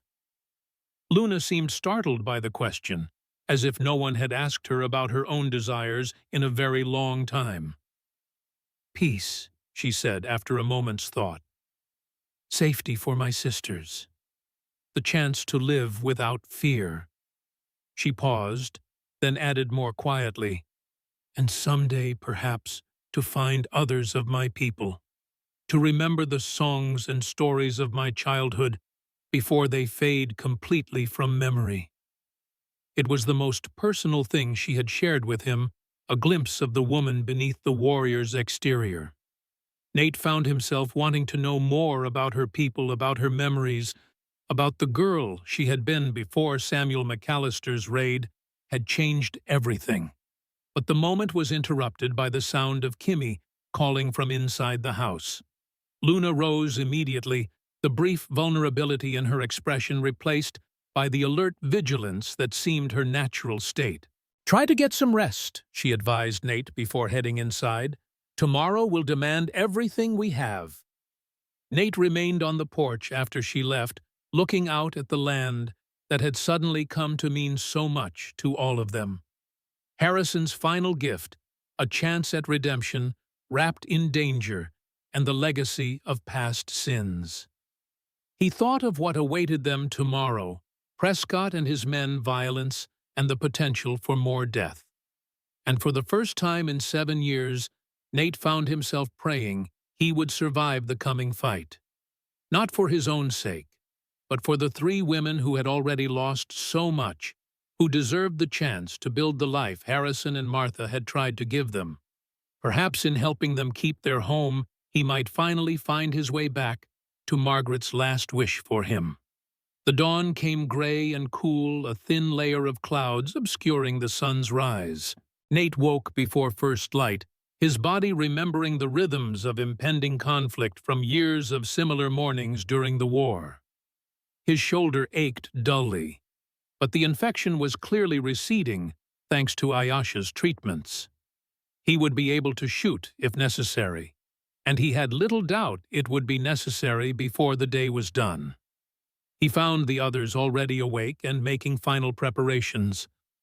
Luna was positioning ammunition at the various defensive points they had established. Ayasha was dividing her medicinal and tactical mixtures into smaller containers for ease of use. Kimmy was checking and rechecking the traps she had set the day before. There was a quiet efficiency to their movements, a coordination that spoke of years living and working together. They functioned as a unit, each understanding her role without need for discussion. Nate took his coffee to the highest point of the property, a small rise behind the barn that offered a clear view of the main approach. The morning mist clung to the lower areas, shrouding the creek and parts of the trail in a ghostly white blanket. It would burn off as the day warmed, but for now it provided an additional layer of concealment for some of their preparations. He was halfway through his coffee when he heard soft footsteps behind him. Ayasha approached carrying a small leather pouch. "For your shoulder," she explained, handing it to him. "It will help with the pain without dulling your senses." Nate accepted the pouch with a nod of thanks. "You've done this before," he observed. "Prepared for a fight." A shadow passed over Ayasha's face. "Not like this. But yes, Harrison taught us to be ready. He knew what might come after he was gone. He was a good teacher." "In many ways," Ayasha agreed. She hesitated, then added, "He spoke of you often, you know, not just as a fighter, but as a man of principle. He believed that beneath everything that principle still remained." Nate didn't respond immediately. Principle? It seemed like a concept from another lifetime, from before the war, before Margaret's death, before years of killing for money had hollowed him out from the inside. "I hope he was right," he said, finally. Ayasha studied him with those perceptive eyes that seemed to see more than just the surface. "He was," she said simply with a certainty Nate couldn't share. "And today will prove it." She left him to his thoughts, descending the hill with the same quiet grace with which she did everything. Nate watched her go, wondering at the faith Harrison had apparently instilled in these women, faith not just in themselves, but in him, a man they barely knew, connected to them only by the twisted threads of past violence and present danger. The sun had risen, fully burning away the morning mist, when Kimmy appeared on the rise, moving with unusual urgency. "Riders," she reported breathlessly. "Coming from the east, many of them." Nate followed her to a better vantage point. Sure enough, a line of horsemen was visible on the distant trail, still small with distance, but unmistakable in purpose. He counted quickly, at least 15, possibly more. They were moving at a deliberate pace, not rushing, confident in their numbers and purpose. "It's time," he said. "Get Luna. Tell her to take her position. You know what to do." Kimmy nodded and darted away, her young face set with determination. Nate made his way to the house where he had left his rifle. The familiar weight of the Winchester in his hands brought a cold clarity to his mind, the focus of a man who had lived through too many similar moments to count. Luna met him on the porch, her own rifle held ready. "They're coming earlier than expected." "They want to catch us unprepared," Nate replied. "Take your position. Remember, let them make the first aggressive move. Make it clear to anyone watching that they are the attackers, not us." Luna nodded and moved to her designated spot, a corner of the porch that offered cover while maintaining a clear line of sight to the main approach. Ayasha was already in place inside the house, ready with her smoke mixtures and other preparations. Kimmy had disappeared toward the barn, where she would oversee the traps she had set along the eastern trail. Nate took his own position behind a stack of crates on the porch, angled to provide the widest field of fire while keeping him partially concealed. He checked his revolver, ensuring it was fully loaded, then settled in to wait. The riders grew larger as they approached, no longer distant specks, but distinct figures. At their head rode Judge Prescott, his formal black coat and hat marking him as different from the rougher men who followed. Beside him was Ethan, whose posture even at a distance suggested eagerness for what was to come. Nate counted again 18 men, all armed, all looking like the kind of hired guns who asked few questions as long as the money was good. Not professional gunmen for the most part, but dangerous enough in these numbers. The group halted at the edge of the property just beyond the gate, marked by the 3 oak trees Harrison had mentioned in his letter. Judge Prescott raised a hand, signaling his men to wait, then he and Ethan rode forward alone. "Stay ready," Nate murmured to Luna, who nodded without taking her eyes off the approaching pair. Judge Prescott reined his horse to a stop 20 yards from the house. His expression was one of practiced authority, a man accustomed to having his orders followed without question. "Mr. McAllister," he called, his voice carrying easily across the distance, "I see you've chosen to remain with these individuals despite our conversation." Nate rose from his position, rifle held non-threateningly but visibly. "This is private property, Judge Prescott, legally deeded to the Blackburn sisters. You and your men need to leave." Ethan snorted derisively. "Blackburn sisters? Is that what they're calling themselves now?" His gaze focused on Luna, a look in his eyes that made Nate's hand tighten on his rifle. "They're Apache squaws, nothing more. Property, not people." "The deed says otherwise," Nate replied evenly. "Filed and registered with the territorial office in El Paso, all legal and proper." Judge Prescott's facade of civility slipped slightly, his mouth tightening with annoyance. "Legal technicalities can be overcome, Mr. McAllister, especially when the supposed owners are unsuitable." "Is that a threat to subvert the law, Judge?" Nate asked, intentionally emphasizing the man's title. Interesting position for an officer of the court. The judge's face darkened. "I am the law in this territory, Mr. McAllister. You'd do well to remember that." He straightened in his saddle. "I'll make you one final offer. Leave now. Take the girls, if you must. And we'll forget about the bounty on your head in Laredo. Stay and I'll ensure you face the consequences of your past actions." Nate smiled without humor. Interesting proposal from a man of the law, offering to overlook a crime in exchange for illegal seizure of property. "Enough talk," Ethan cut in impatiently. "They're not going to see reason, Father." He turned in his saddle, signaling to the men waiting beyond the gate. "Let's get this done." "Last chance, McAllister," Judge Prescott warned. "Leave now, or what happens next is on your head." Nate's response was measured, deliberate. "This is legally owned property. We are defending it against unlawful seizure. Any violence will be initiated by you and your men, not us." It was important to establish this point not just for any legal proceedings that might follow, but for the moral clarity of their position. They were the defenders, not the aggressors. Judge Prescott's face hardened into a mask of cold determination. Without another word, he turned his horse and rode back to the waiting group of men. Ethan lingered a moment longer, his gaze shifting between Nate and Luna. "I'm going to enjoy this," he said, his voice carrying just enough for them to hear. Then he, too, wheeled his horse and rejoined the others. "Get ready," Nate murmured to Luna. "They're coming." At the gate, Judge Prescott was addressing his men, gesturing toward the ranch house. Whatever he was saying had the desired effect. The men spread out, preparing to approach from multiple angles. The moment of truth had arrived. Nate settled into position, rifle ready, his mind clear and focused. Beside him, Luna did the same, her expression set with grim determination.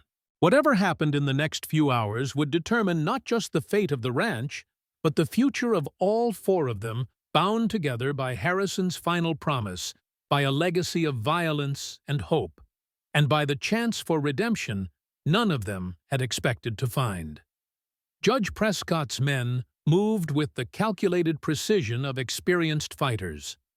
They spread out, advancing on the ranch from multiple directions, some approaching directly up the main trail, others circling wide to come in from the sides. The strategy was sound, designed to divide the defenders' attention and overwhelm them through superior numbers. Nate had expected nothing less. His years as a soldier and bounty hunter had taught him to anticipate an opponent's tactics, to see the battlefield through their eyes. In this case, Prescott's men were proceeding exactly as he would have ordered if he'd been leading them, which meant they were riding straight into the traps he and the sisters had prepared. "Steady," Nate murmured to Luna, who remained motionless beside him, her rifle trained on the advancing men. "Let them come to us." The first sign that something was wrong came from the eastern approach. Two riders, moving faster than the main group, suddenly pulled up short as their horses balked. The animals whinnied in distress, dancing sideways, refusing to proceed. The men shouted and spurred, but the horses were having none of it.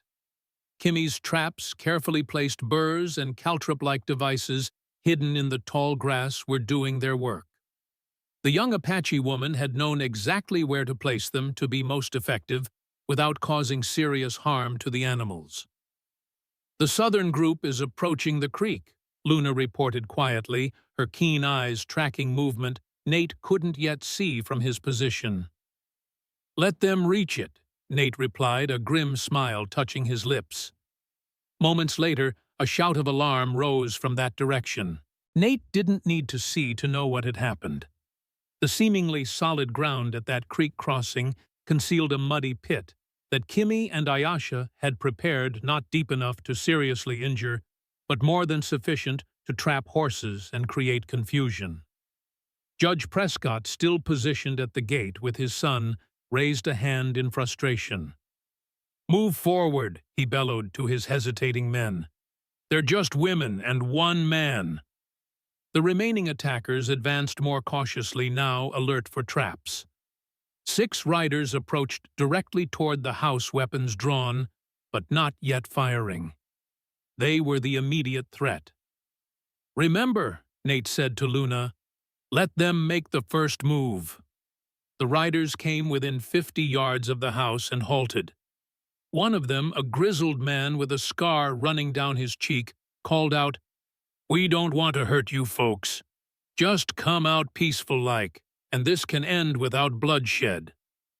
"This is private property," Nate called back. "Legally deeded and registered." "You're trespassing." "Don't make this harder than it needs to be, McAllister," the scarred man replied.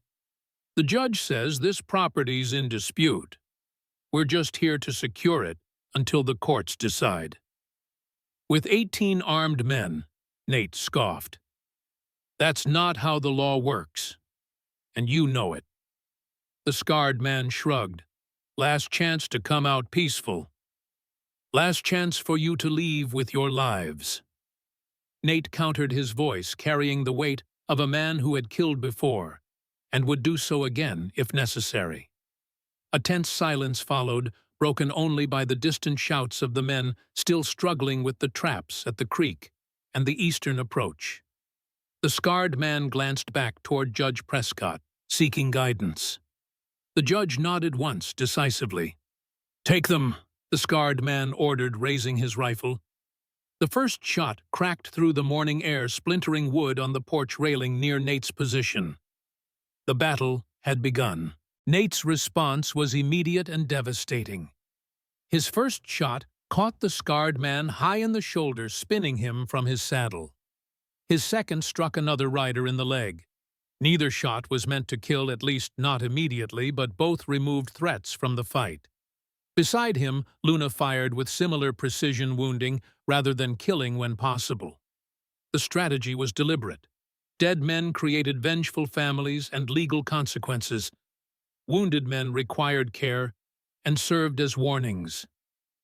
"Ayasha now," Luna called out as the remaining 4 riders regrouped for another charge. From inside the house, Ayasha hurled one of her prepared pouches. It landed in the midst of the riders, bursting open on impact. A thick, acrid smoke billowed upward, enveloping the men and their mounts in seconds. The effect was immediate. Horses reared and bucked, throwing 2 more riders. The men still mounted cursed and coughed, their eyes streaming, temporarily blinded by the irritating smoke. In the confusion, Nate and Luna continued their precise fire, targeting limbs and weapons rather than center mass. 2 more men fell wounded while the others retreated beyond the smoke cloud, seeking cover. "They'll regroup," Nate warned, using the momentary lull to reload. "The judge won't give up that easily." He was right. At the gate, Judge Prescott was already redirecting his remaining forces, pointing toward the barn and the western approach to the house. Ethan had drawn his own pistol and was urging his horse forward, eager to join the fight, now that the initial resistance had been met. "Kimmy," Luna called out, "watch the barn." From her position, Kimmy acknowledged with a wave. She had a clear field of fire toward the western approach and was ready to defend it. The next wave came quickly. 4 men approaching from the west, using the barn for partial cover, while 3 more circled around to the north. They moved more cautiously now, aware of the defenders' accuracy and the possibility of more traps. Nate shifted position, moving to the opposite end of the porch to cover the northern approach. "I'll take these 3. You and Kimmy handle the others." Luna nodded, already sighting along her rifle at the men using the barn for cover. The fighting intensified. Shots came more frequently from both sides, the crack of rifles punctuated by the sharper reports of revolvers. Nate took down one of the men approaching from the north with a shot to the upper thigh. The man fell, clutching his leg, while his companions dove for cover behind a water trough. From the barn, Kimmy's rifle spoke with surprising authority. One of the attackers jerked backward, dropping his weapon, a bloom of red appearing on his shoulder. The young woman's aim was as true as she had claimed. For several minutes, the exchange of fire continued, neither side gaining a clear advantage. The defenders had position and cover on their side. The attackers had numbers despite their mounting casualties. Then Nate saw movement that changed the equation. Ethan Prescott, having circled wide around the property, was approaching the house from the rear, where their defenses were thinnest. With him were two men moving with the stealth of experienced fighters. "Luna," Nate called urgently. "Three coming from behind. Ethan's with them." Luna cursed under her breath. "Ayasha's alone back there." "I'll go," Nate decided, already moving. "Can you hold here?" Luna's jaw tightened, but she nodded. "Go. Quickly." Nate slipped through the front door and crossed the house at a run, ignoring the twinge in his wounded shoulder. He reached the back just as the first shots shattered the kitchen window. Ayasha was crouched behind an overturned table, a small pistol in her hands. "They're trying to get in," she reported calmly, though her eyes were wide with tension. Nate positioned himself beside the window, risking a quick glance outside.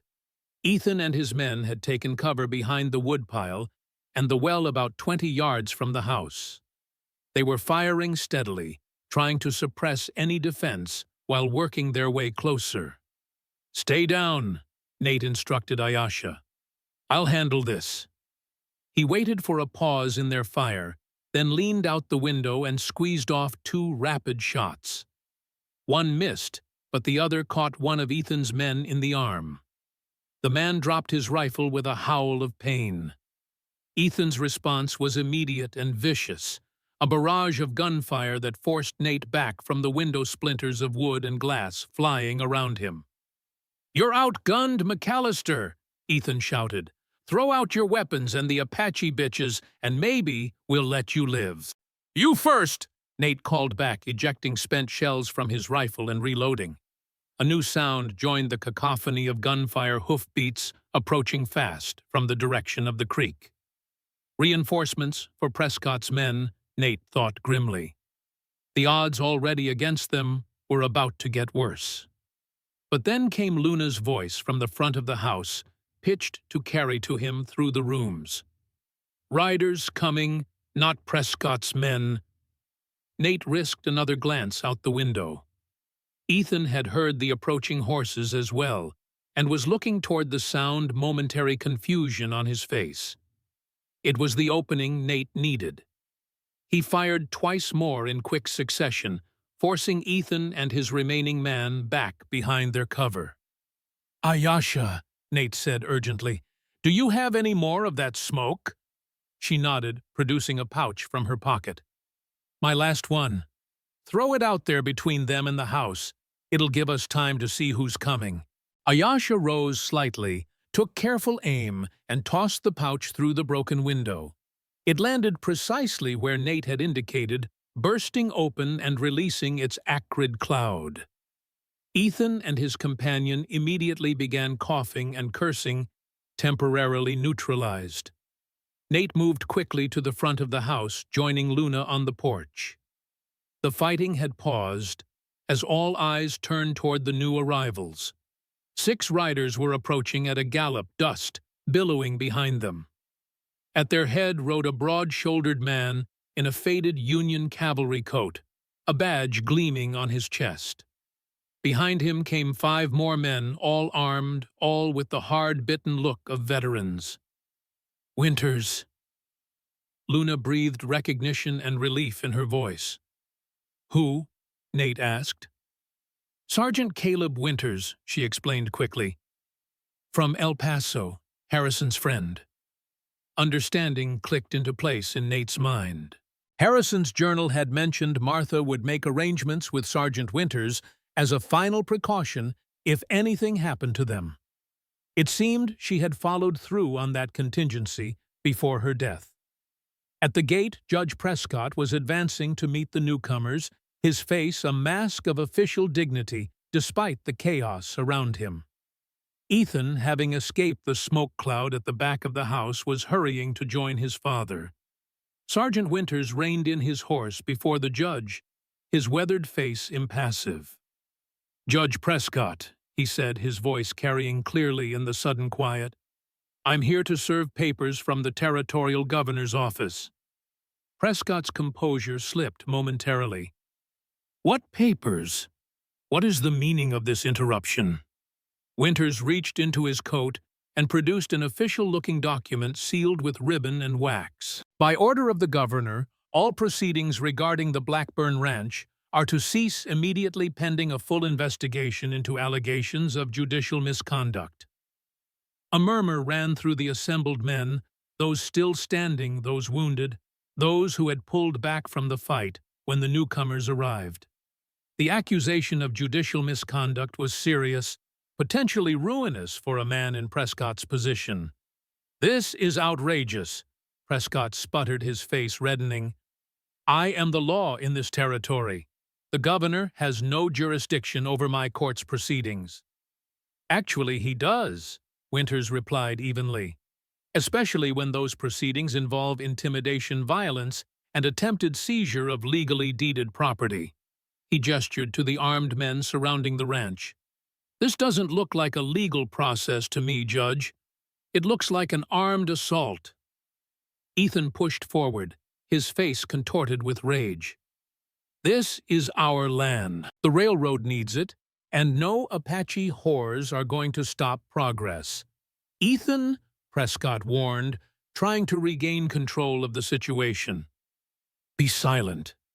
But Ethan was beyond caution now, his frustration and hatred boiling over. "We should have just burned them out weeks ago. Poisoning the old man wasn't enough." "Ethan," Prescott's voice cracked like a whip. But it was too late. A deadly silence fell over the gathering. Ethan's words hung in the air, a confession no one had expected. "Poisoning?" Winters asked quietly, dangerously. "Did you just confess to murdering Harrison Blackburn's son?" Ethan's face drained of color as he realized what he'd said. He looked to his father for support, but Prescott had stepped away physically and symbolically, distancing himself from his son's admission. "I didn't. That's not what I meant," Ethan stammered, but the damage was done. "Sergeant Winters," Nate called from the porch. "We have witnesses who can testify that Ethan Prescott brought food to Harrison Blackburn days before he fell ill with a mysterious fever that killed him and his wife." Winters nodded grimly. "That'll be part of the investigation." He turned back to Judge Prescott. "I'm placing your son under arrest for the murder of Harrison and Martha Blackburn. As for you, Judge, you'll be accompanying us to El Paso to answer questions about your involvement and these illegal proceedings." Prescott's face had gone ashen. His carefully constructed world was collapsing around him. "You can't arrest a circuit judge without evidence of corruption and conspiracy to commit murder." Winters finished for him. "I think we have plenty," he signaled to his men. "Secure the judge and his son. See to the wounded." As Winters's deputies moved to carry out his orders, Ethan's control finally snapped completely. With a howl of rage, he drew his pistol and aimed it directly at Nate. "You," he screamed, "this is your fault. You should have died when I sent those bounty hunters." Everything seemed to slow down for Nate in that moment. He saw Ethan's finger tightening on the trigger. He saw Luna already raising her rifle but too far to the side to get a clean shot. He saw Judge Prescott reaching for his son's arm too late to stop what was happening. Nate's hand dropped to his revolver, the motion so practiced it required no conscious thought. But before he could draw, another shot cracked across the yard. Ethan jerked backward his pistol, firing harmlessly into the dirt as he fell. Blood bloomed on his chest, spreading rapidly across his shirt. Nate turned to see Kimi standing at the corner of the house, her rifle still raised, wisps of smoke curling from its barrel. Her young face was set with grim determination, but her hands were steady.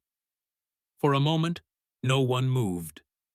Then, Judge Prescott rushed to his fallen son, dropping to his knees beside him.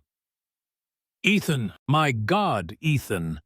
But Ethan Prescott was beyond hearing. His eyes stared sightlessly at the Texas sky, his features frozen in an expression of rage and surprise. Sergeant Winters and his men quickly took control of the situation, disarming the remaining hired guns and securing Judge Prescott, who seemed to have aged 20 years in the span of minutes. The wounded were gathered and treated as best as possible, given the circumstances. "The girl shot in self-defense," Winters declared officially after hearing accounts from multiple witnesses. Ethan Prescott was about to fire on an unarmed man. The fact that Nate hadn't yet drawn his weapon made the determination legally correct, if not entirely accurate. As the chaos gradually subsided, Nate made his way to Kimmy, who hadn't moved from her position. Her rifle was now lowered, but her knuckles were white around its stock. "You did what you had to do," Nate said quietly, standing beside her, but not touching her. "He would have killed more people if you hadn't stopped him." Kimmy nodded, her eyes still fixed on Ethan's body as it was being covered with a blanket.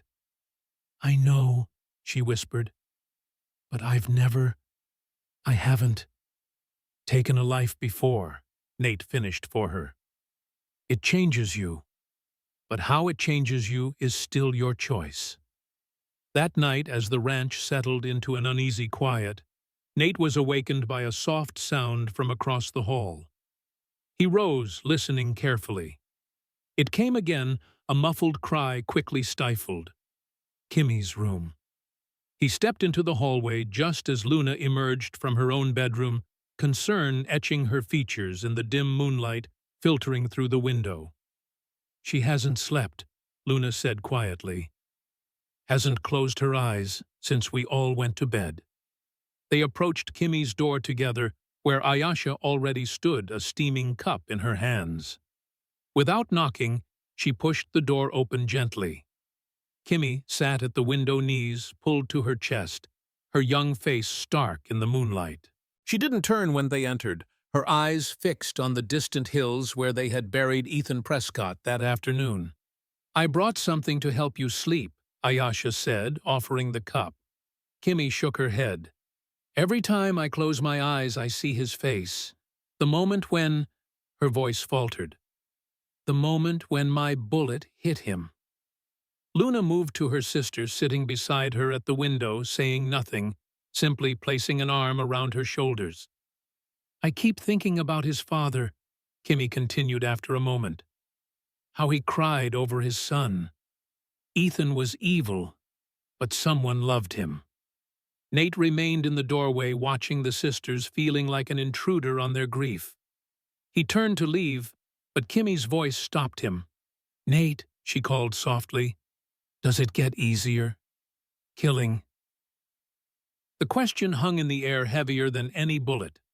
Nate weighed his words carefully, knowing that what he said now might shape how this young woman carried her first kill for the rest of her life. "No," he said, finally turning back to face her.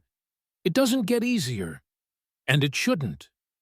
He moved into the room, taking a chair from the corner and bringing it near the window where the three sisters sat.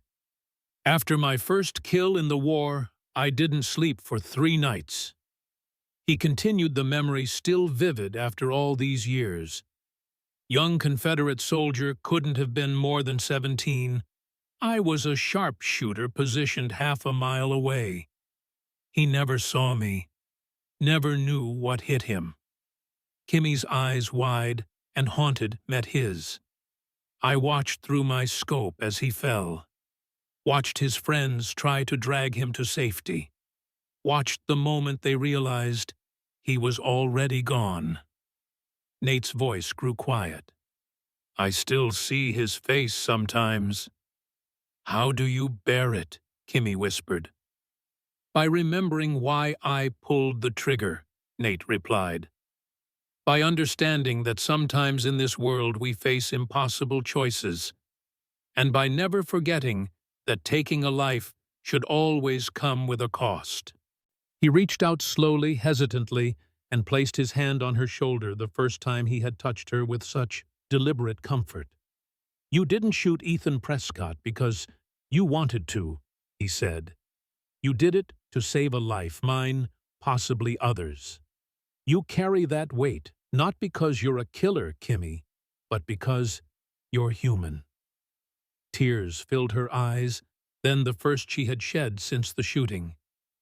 Luna held her closer. As the tears came, Ayasha kneeling at her feet, holding her hands. The three sisters clung to each other, bound by blood and shared pain and survival. Nate rose quietly to leave them to their healing, but Kimmy's voice stopped him again. Would you stay? She asked, her voice small but steady. Just stay with us for a while. He settled back in his chair, a silent guardian as Kimmy's tears gradually subsided, as Ayasha convinced her to drink the sleeping tea, as Luna began to softly hum a melody that might have been Apache, or might have been something Martha taught her, a lullaby of comfort that belonged to no particular people, but to all who needed soothing. Eventually, Kimmy's eyes grew heavy. Luna and Ayasha helped her to bed, tucking her in as if she were still a child, though the day's events had aged her beyond her years. They remained beside her until her breathing deepened into sleep.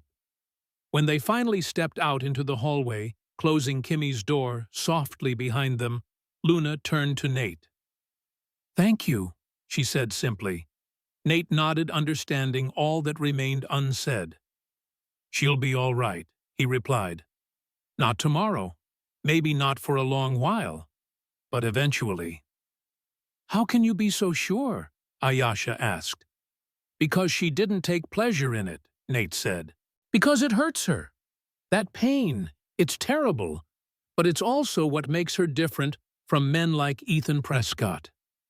He looked at the closed door behind which the youngest sister finally slept. That's how I know she'll be all right. They parted, then returning to their rooms, each carrying their own portion of the day's weight. But something had shifted between them, some deeper understanding forged in Kimmy's moment of vulnerability. They were no longer four individuals bound by circumstance and Harrison's final promise. They were becoming something else, something that resembled a family with all the messiness and pain and loyalty that word entailed. Luna and Ayasha joined them, forming a protective circle around their youngest sister. No words were spoken, but the support was palpable, a tangible thing that seemed to strengthen Kimmy visibly. Sergeant Winters approached, his expression solemn, but not unkind. You folks have been through hell, he observed, but it's over now. The governor's office has been watching Judge Prescott for months. Martha's letter gave us the push we needed to move against him. Martha wrote to you, Luna asked. Winters nodded. Right before she died. Said if anything happened to her and Harrison, we should check on you three. Said her husband had arranged for an old war friend to come help, but we should make sure everything was legal and proper. He glanced at Nate. I'm guessing you're that friend. Martha wrote to you, Luna asked. Winters nodded, reaching inside his coat to produce a folded letter, its edges worn from repeated handling. Right before she died. Sent this to me, with explicit instructions not to open it unless they both passed within a month of each other. He handed the letter to Luna. I've kept it close since I got the news about them. Luna unfolded the paper carefully, her eyes scanning the neat, delicate handwriting. Nate could see the letter was several pages long, written in a steady hand that betrayed no hint of the illness that would soon claim its author. Martha knew, Luna said softly, looking up from the letter. She suspected they were being poisoned even before Harrison fell ill. Winters nodded grimly. She was a nurse during the war, had a keen eye for symptoms that didn't match natural illness, but she couldn't prove anything, and by the time she wrote to me, she was too weak to travel. What exactly did she ask you to do? Nate inquired. 3 things, Winters replied, ticking them off on his fingers. First, to check on you 3 girls if anything happened to her and Harrison.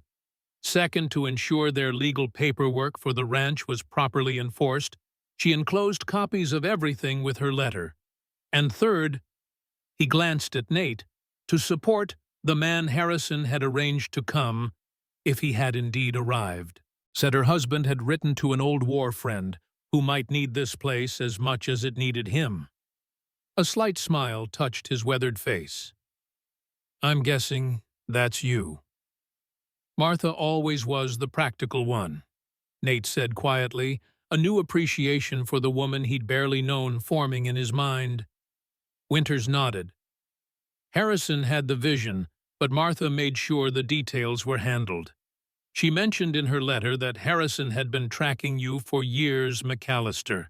Kept tabs on your whereabouts through a network of old war contacts." He shook his head in admiration. "Those two thought of everything. Even from the grave, they're still protecting what matters to them." Luna carefully refolded the letter and handed it back to Winters, but he shook his head. "Keep it," he said. "It belongs here with you. Martha would have wanted that." "Harrison and I served together," Nate confirmed. "He always spoke highly of you," Winters said. "Said you were the best shot in Tennessee." A ghost of a smile touched Nate's lips. "He exaggerated. Not according to what I just saw." Winters looked around at the defended ranch, the wounded attackers, the minimal damage to the property despite the intensity of the fight. "You held off 18 men with just 4 of you. That's not just good shooting, that's good planning." The praise was professional soldier to soldier, and Nate accepted it with a simple nod. "What happens now?" Luna asked. "With the judge with the ranch. The judge will face charges conspiracy corruption, possibly accessory to murder, if we can prove he knew what his son did to the Blackburns. As for the ranch, Winters produced another document from inside his coat. This confirms your legal ownership. The governor's office has reviewed all the paperwork Harrison filed. It's ironclad even considering your unique situation." He handed the document to Luna, who accepted it with a mixture of disbelief and cautious hope. "So it's truly ours. No one can take it from us." "No one." Winters confirmed. "Not legally, at least. Though I'd recommend keeping Mr. McAllister around for a while, just to discourage any other would-be troublemakers." His gaze met Nate's, an unspoken question in his eyes. Nate didn't answer immediately. The fight was over. The immediate danger passed. He could ride away now, return to the drifting existence he'd known for 7 years. But something held him in place, something more than just duty or obligation. A connection to this land, to these women, to the promise Harrison had asked him to keep. "I'm not going anywhere," Nate said, finally the words feeling right as he spoke them. "Not for a while, at least." The aftermath of the battle brought a flurry of activity to the ranch. Sergeant Winters and his men took Judge Prescott and the hired guns back to El Paso for legal proceedings. The wounded were treated and transported to town for proper medical attention. Ethan Prescott's body was taken away, his final rage and hatred buried with him. In the quiet that followed, the ranch seemed to exhale as though the land itself had been holding its breath during the conflict. The 4 defenders moved through the day in a daze of exhaustion and residual tension, cleaning up the minimal damage, tending to minor injuries, processing what had occurred. As evening fell, they gathered on the porch, drawn together by the shared experience of survival. Ayasha had prepared a simple meal, but none of them had much appetite. They sat in companionable silence, watching the sun set over the distant mountains. "It doesn't feel real yet," Kimmy said eventually, her voice small in the gathering darkness. "That it's truly over. That the ranch is safe." "It's real," Luna assured her, reaching out to squeeze her sister's hand. "We did it. All of us together." Nate remained quiet, nursing a cup of coffee laced with a touch of Harrison's whiskey. His shoulder ached from the day's exertions, but the pain was clean now, healing rather than festering, like the ranch itself, perhaps. "What will you do now?" Ayasha asked him, her perceptive eyes studying his face in the fading light. It was the question Nate had been asking himself since the fighting ended. For 7 years he'd lived day to day, job to job, without purpose or direction. Now suddenly the future stretched before him like an open trail, possibilities branching in all directions. "I don't know," he admitted. "I haven't thought beyond today for a long time." "You could stay?" Kimmy suggested, hope evident in her voice, despite her attempt to sound casual. "The ranch needs work. The fences on the north pasture need replacing. The barn roof leaks when it rains hard." Luna shot her sister a look, but didn't contradict her. Instead, she turned to Nate. "You're welcome here for as long as you want to stay. We owe you that much." "You don't owe me anything," Nate replied. "If anything, I'm the one in debt. For what my father did—" "We've been through this," Luna interrupted firmly. "You're not responsible for your father's actions." "But I am responsible for my own," Nate said. "And for the promises I make." He thought of Margaret, of the vow he'd made as she lay dying in his arms. "Find your way back," she had begged him. "Become again the man who builds, not destroys." He thought of Harrison and the final promise his friend had arranged, bringing Nate here to this ranch, to these women, giving him the chance to redeem both himself and his father's legacy. "I'll stay," he decided aloud, "at least until the ranch is properly established. Until you three can run it without worry." The relief on Kimmy's face was immediate and unguarded. Ayasha smiled softly, as if she had expected nothing less. Luna's reaction was more measured, a slight relaxing of her shoulders, a brief nod of acknowledgement. "Good," she said simply. As darkness settled fully over the land, they remained on the porch, the tension of the day gradually giving way to a tentative peace. They spoke quietly of practical matters, repairs, needed supplies to be purchased, plans for the future of the ranch. It was ordinary conversation, mundane even, but to Nate it felt like something precious, something he had forgotten existed in the world. A beginning. The weeks that followed brought a rhythm to Nate's days that he hadn't known since before the war. Each morning he rose with the sun, worked the land alongside the three sisters, and fell into bed each night with the clean exhaustion of honest labor. They repaired fences, reinforced the barn, planted a larger garden under Ayasha's direction. Kimmy showed Nate the best fishing spots along the creek and taught him to identify the tracks of the various animals that crossed the property. Luna, practical as always, focused on the business aspects of the ranch, keeping ledgers, planning for cattle purchases, ensuring supplies were ordered and stored properly. It was a good life, simple but purposeful. The land responded to their care, seeming to bloom with each passing day. And as the ranch healed from neglect, Nate found something within himself healing as well. The nightmares that had plagued him for years, visions of the men he'd killed, of Margaret, bleeding in his arms, began to come less frequently. The constant itch for whiskey that had been his companion since her death faded to a manageable background hum. The hollow feeling in his chest that had driven him to seek increasingly dangerous jobs began to fill with something else. Not happiness exactly, but a kind of contentment he had thought forever beyond his reach. One evening, about a month after the confrontation with Prescott's men, Nate found himself once again on the porch with Luna. They had fallen into the habit of sharing Harrison's whiskey after the day's work was done, watching the sunset together in companionable silence. "You've changed," Luna observed, her dark eyes studying him over the rim of her glass. "Since you first came here." Nate considered this. "I suppose I have." You're more present, she continued.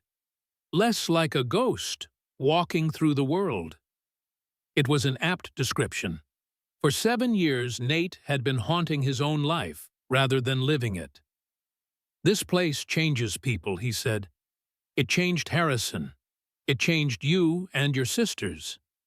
He looked out over the land, golden in the setting sun.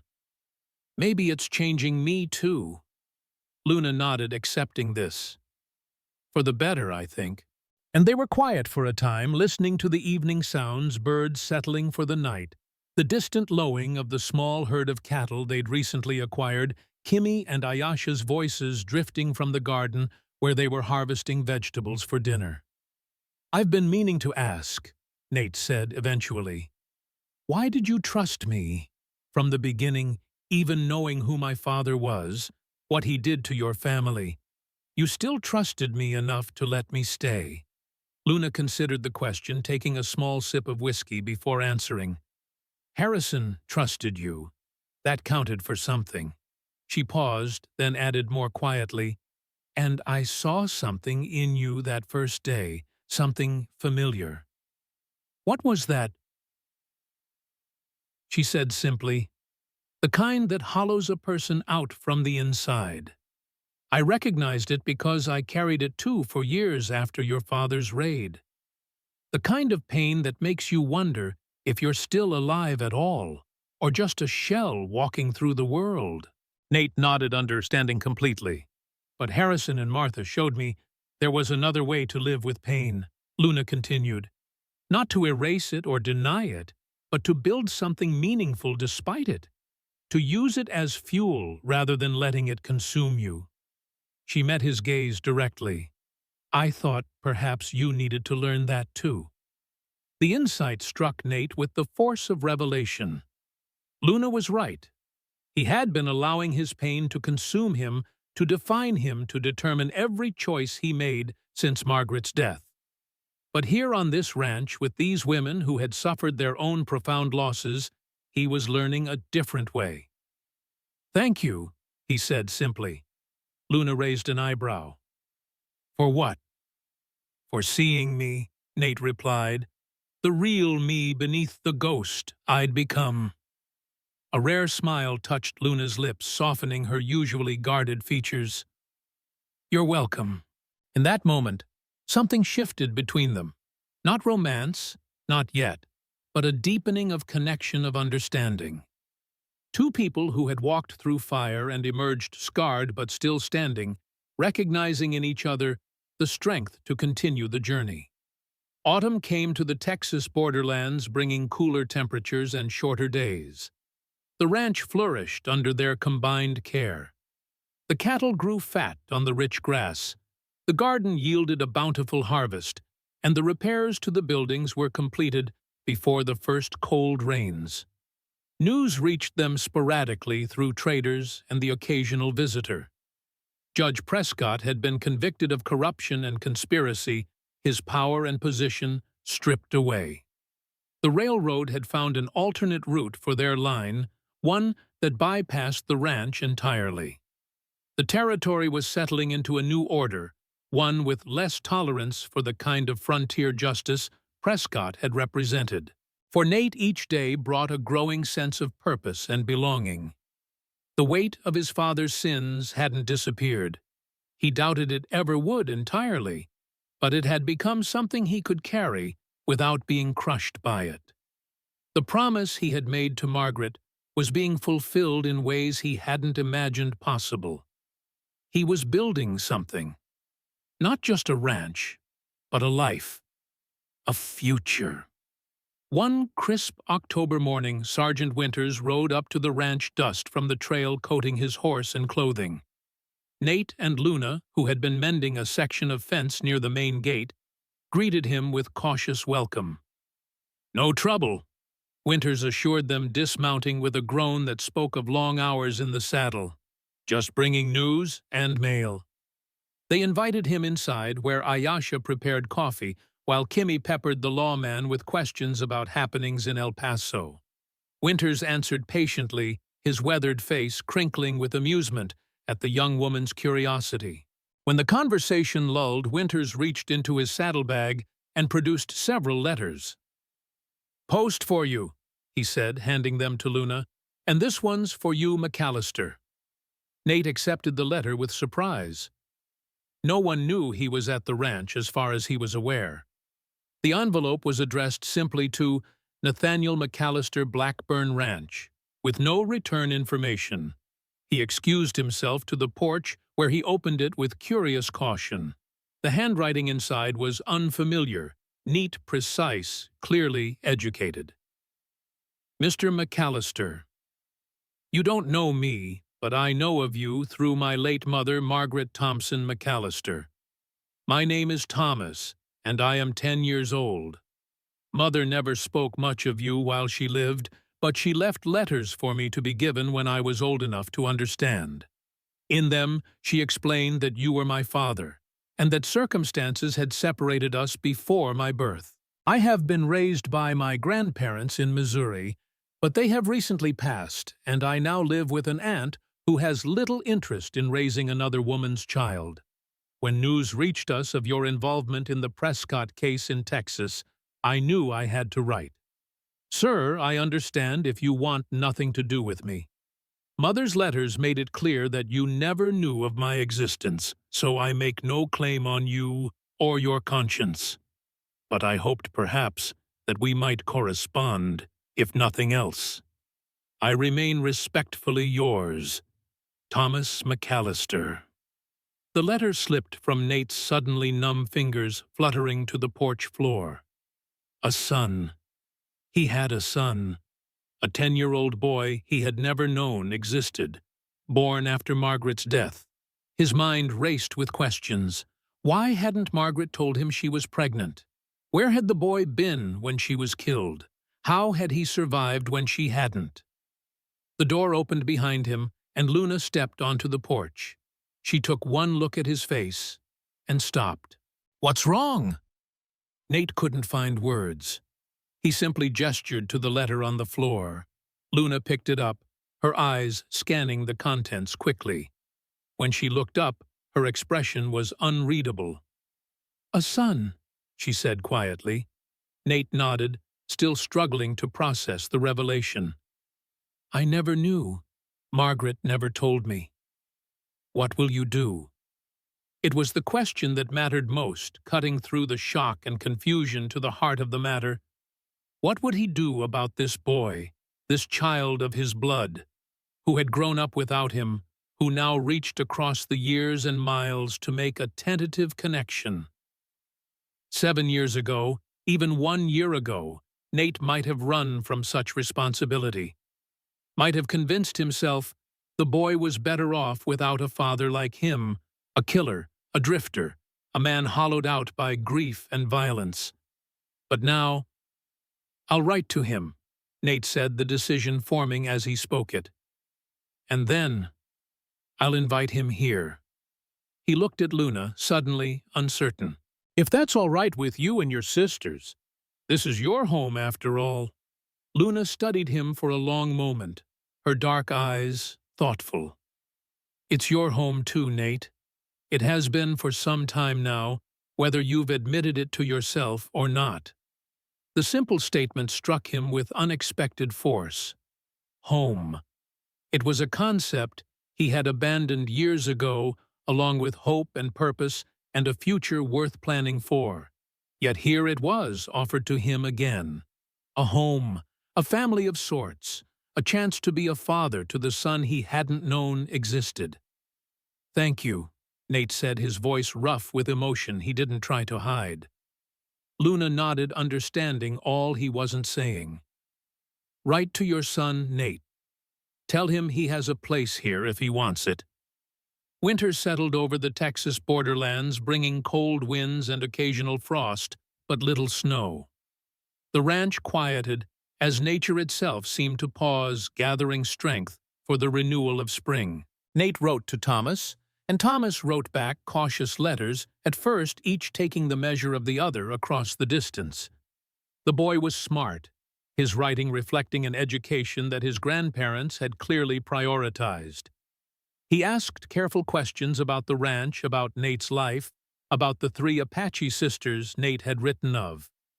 In turn, Nate shared stories of the ranch of Harrison and Martha, of the work they were doing to build something lasting on this piece of Texas borderland. He wrote of Margaret as well, the memories no longer quite so painful to revisit. He wanted the boy to know his mother through his eyes, her strength, her kindness, her unwavering belief in the possibility of redemption. As autumn deepened toward winter, Nate sent another letter, this one containing a formal invitation for Thomas to visit the ranch when circumstances allowed. The letter acknowledged the challenges of winter travel across such distances and proposed a spring visit instead, when the trails would be safer and the ranch at its most welcoming. The wait stretched longer than Nate had anticipated. November passed into December, and Christmas came and went with no word from Missouri. The festive season at the ranch was modest but meaningful, the first real Christmas any of them had celebrated in years. Luna had fashioned simple gifts from leather and wood. Ayasha prepared special dishes with herbs she'd preserved from the summer garden, and Kimmy decorated the house with pine boughs and berries. They even managed to find a small pine to bring inside, adorning it with carved ornaments and strips of colored cloth. Throughout the celebrations, Nate found his thoughts drifting repeatedly to the boy he'd never met. Was Thomas enjoying a similar Christmas with his aunt?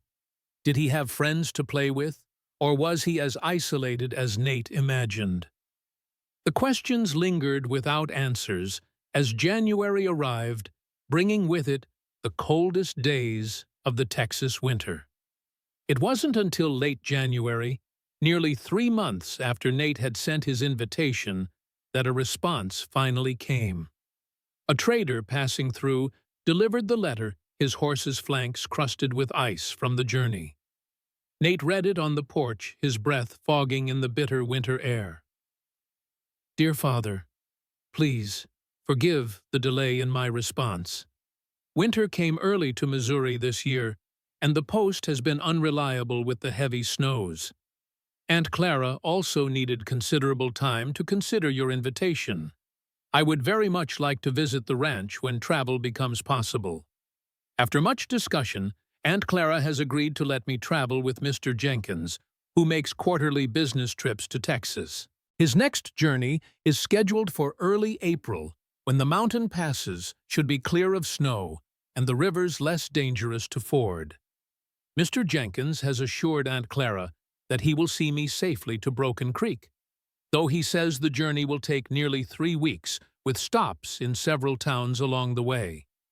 I have never traveled so far from home before, but I have been studying maps of the territories to prepare myself. If early April suits your arrangements, we can plan accordingly. Mr. Jenkins suggests arriving around the 2nd week of the month, though he cautions that spring weather can be unpredictable for travel. I must admit I am nervous about meeting you and the others you've written of. But I am also excited. Mother's letters always said you were a good man at heart, despite the hardships you faced. I hope to discover this for myself. Until April, then. Your son, Thomas. Your son. The words resonated within Nate like the clear tone of a bell. He had a son, and soon, God willing, he would meet him face to face. When he shared the news with Luna Ayasha and Kimmy, their reactions confirmed what he had already come to know, that they had become a family of sorts, bound not by blood, but by choice and circumstance and shared purpose. April, Luna said thoughtfully. That gives us almost 3 months to prepare. The winter months, which might otherwise have passed in the quiet routine of ranch life, took on new purpose. Each of them approached the coming arrival in their own way. Kimmy immediately began planning where Thomas would sleep, what she would show him first, how she would teach him to ride properly if he didn't already know how. He'll need his own horse, she declared one evening in February as they sat around the fire while sleet tapped against the windows. Not just any horse, one that suits him. And how will you determine that before you've even met him? Luna asked with amusement. I'll know, Kimmy insisted. I've already been watching the new foals from last spring. There's a bay gelding with a white star that has the right temperament for a boy. Throughout the remaining weeks of winter, Kimmy worked with the young horse training it, with a patience few would have expected from the girl who months earlier had taken a life to save another. Ayasha, meanwhile, wondered quietly about Thomas's health, his education, how they might make him feel welcome in a place so different from what he had known. She expanded her garden plans for the coming spring, researching which vegetables and fruits might appeal to a 10-year-old boy. She also set aside a portion of her medicinal stores, concerned about how the long journey might affect a child. Children his age are susceptible to all manner of ailments when traveling, she explained, as she labeled a small wooden box of remedies, especially when crossing different territories with different water sources. Luna, practical as always, focused on longer-term preparations, a bedroom to be readied, supplies to be ordered, arrangements to be made for his journey from town to the ranch.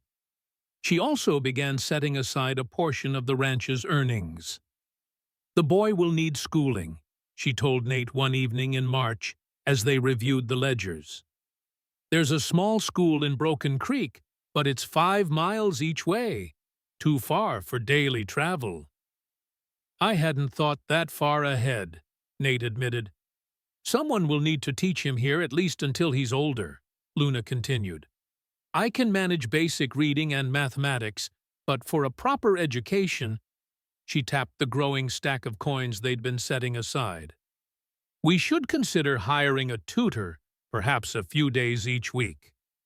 The conversation was one of dozens they had over those 3 months, planning not just for Thomas's visit, but for a future that suddenly stretched far beyond the next season or the next year. Without quite realizing it, Nate found himself thinking of the boy's arrival not as an event, but as a beginning.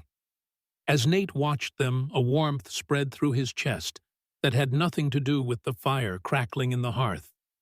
This was what Harrison had intended all along, he realized.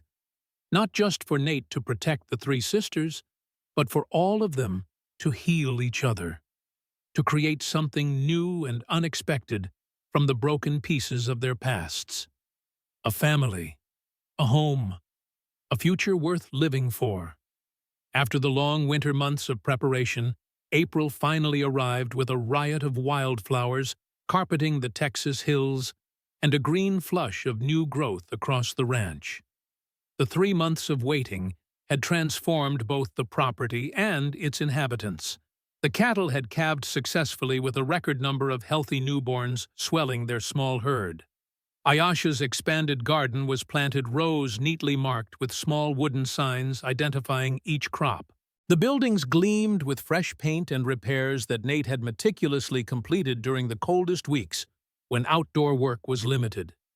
Most remarkable was the transformation of the small room adjacent to Nate's that they had chosen for Thomas.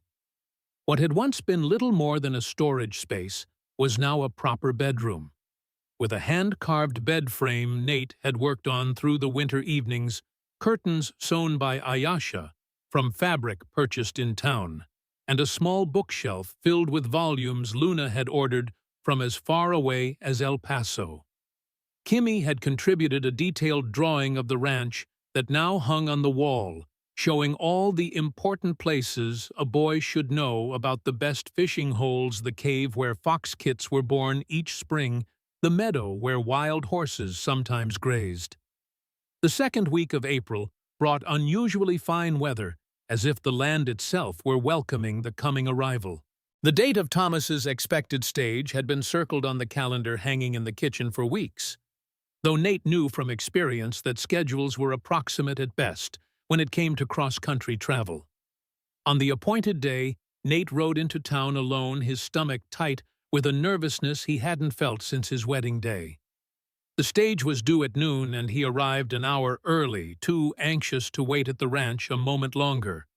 The town of Broken Creek had changed in the months since Judge Prescott's fall from power. New businesses had opened, the streets were cleaner, and there was a sense of cautious prosperity in the air.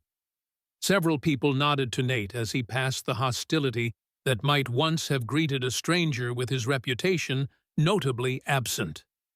He waited at the stage depot, pacing occasionally, checking his pocket watch more often than necessary. When the distant rumble of the approaching coach finally reached his ears, he took a deep breath, steadying himself for what was to come. The stage rolled to a stop in a cloud of dust, the driver calling to his team as he set the brake. Passengers began to disembark: a traveling salesman, a middle-aged couple, a young woman who was greeted enthusiastically by a local shopkeeper, and then, finally, a boy. 10 years old, tall for his age, with Margaret's auburn hair and eyes that Nate recognized from his own reflection. He stood uncertainly on the boardwalk, a small valise clutched in one hand, scanning the faces of those waiting at the depot. Nate stepped forward, his throat suddenly dry. "Thomas." The boy turned his gaze, settling on Nate with an intensity that was startlingly familiar. "Father." The word hung between them, fraught with hope and uncertainty, and the weight of years lost. Then Thomas stepped forward, his movement hesitant but determined, and extended his hand. "I'm pleased to meet you, sir," he said formally, his voice steady despite the emotion Nate could see swimming in his eyes, Margaret's eyes. Nate took the offered hand, enveloping it in his own. "I'm pleased to meet you too, Thomas." His voice cracked slightly on the name. "More than I can say." They stood for a moment, neither quite sure how to proceed, both overwhelmed by the reality of the other after months of letters and years of unknowing. "Do I—" Thomas began, then paused, gathering courage. "Do I look like her? Like Mother?" The question pierced Nate to his core. "Yes," he said softly. "You have her eyes, her hair, but mostly you have her courage." Thomas nodded, blinking rapidly. "She wrote about you, said you were brave, said you protected people who needed protecting." Nate swallowed against the tightness in his throat. "I try," he said simply. "I didn't always, but I try now." Another moment of silence stretched between them, not uncomfortable but heavy with all that remained unsaid, all that would take time to share and understand. "Are you ready to see the ranch?" Nate asked finally. "Everyone's waiting to meet you." Thomas nodded, his expression brightening with curiosity and tentative excitement. "Yes, sir. I'd like that very much." They walked together to where Nate had left his horse, their steps gradually synchronizing their silence, becoming more comfortable with each passing minute. Nate helped Thomas onto the horse, then mounted behind him, and together they set off toward the ranch, toward home. As they rode, Nate pointed out landmarks and features of the land, sharing the knowledge he had gained over the past months. Thomas listened attentively, asking occasional questions that revealed a sharp mind and genuine interest. When they crested the final rise and the ranch came into view, Nate felt a surge of pride, unlike anything he had experienced before. The building stood solid and well-maintained against the backdrop of the distant mountains. Cattle grazed in the pastures, chickens scratched in the yard, and smoke rose invitingly from the chimney. On the porch stood 3 figures, Luna, Ayasha, and Kimi, waiting to welcome the newest addition to their unconventional family. "There it is," Nate said, his voice carrying a weight of meaning beyond the simple words. "Home." Thomas studied the scene before him, his expression thoughtful. "It's not what I expected," he admitted. "But it looks right, somehow." Nate understood exactly what the boy meant. None of this was what he had expected when he followed Harrison's letter to this remote ranch. Not the 3 Apache sisters who had become his family. Not the peace he had found working the land. Not the son he hadn't known existed. None of it was expected. Yet all of it was right. As they approached the ranch, Luna raised a hand in greeting, the gesture echoed by Ayasha and Kimi. Nate returned the wave, feeling Thomas do the same beside him. "Are you nervous?" he asked the boy quietly. Thomas considered the question seriously. "A little," he admitted. "But Mother always said courage isn't about not being afraid. It's about doing what's right even when you are afraid." The words were pure Margaret, and they struck Nate with a bittersweet pang of recognition. "Your mother was a wise woman." "I think she would be happy," Thomas said suddenly. "About this. About us finding each other."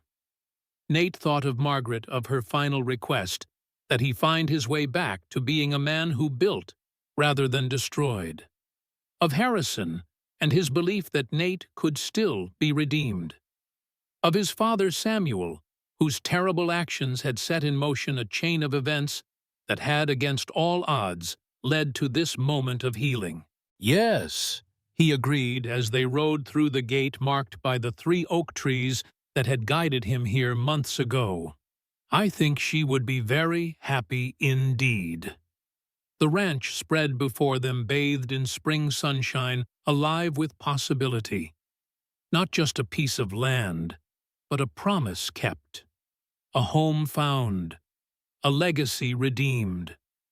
The final promise had been fulfilled, but Nate knew it was also just the beginning. Of a new life. Of a family forged not by blood alone, but by choice and circumstance. And the shared belief that even the deepest wounds could heal, given time and care and purpose. As they dismounted in the yard, and Thomas stepped forward to meet the 3 women who had changed Nate's life, he felt a sense of completion he had never expected to know again after Margaret's death. Not an ending, but a new beginning. Not perfection, but something real and true and worth fighting for. A home at last on the borderland between his past and his future.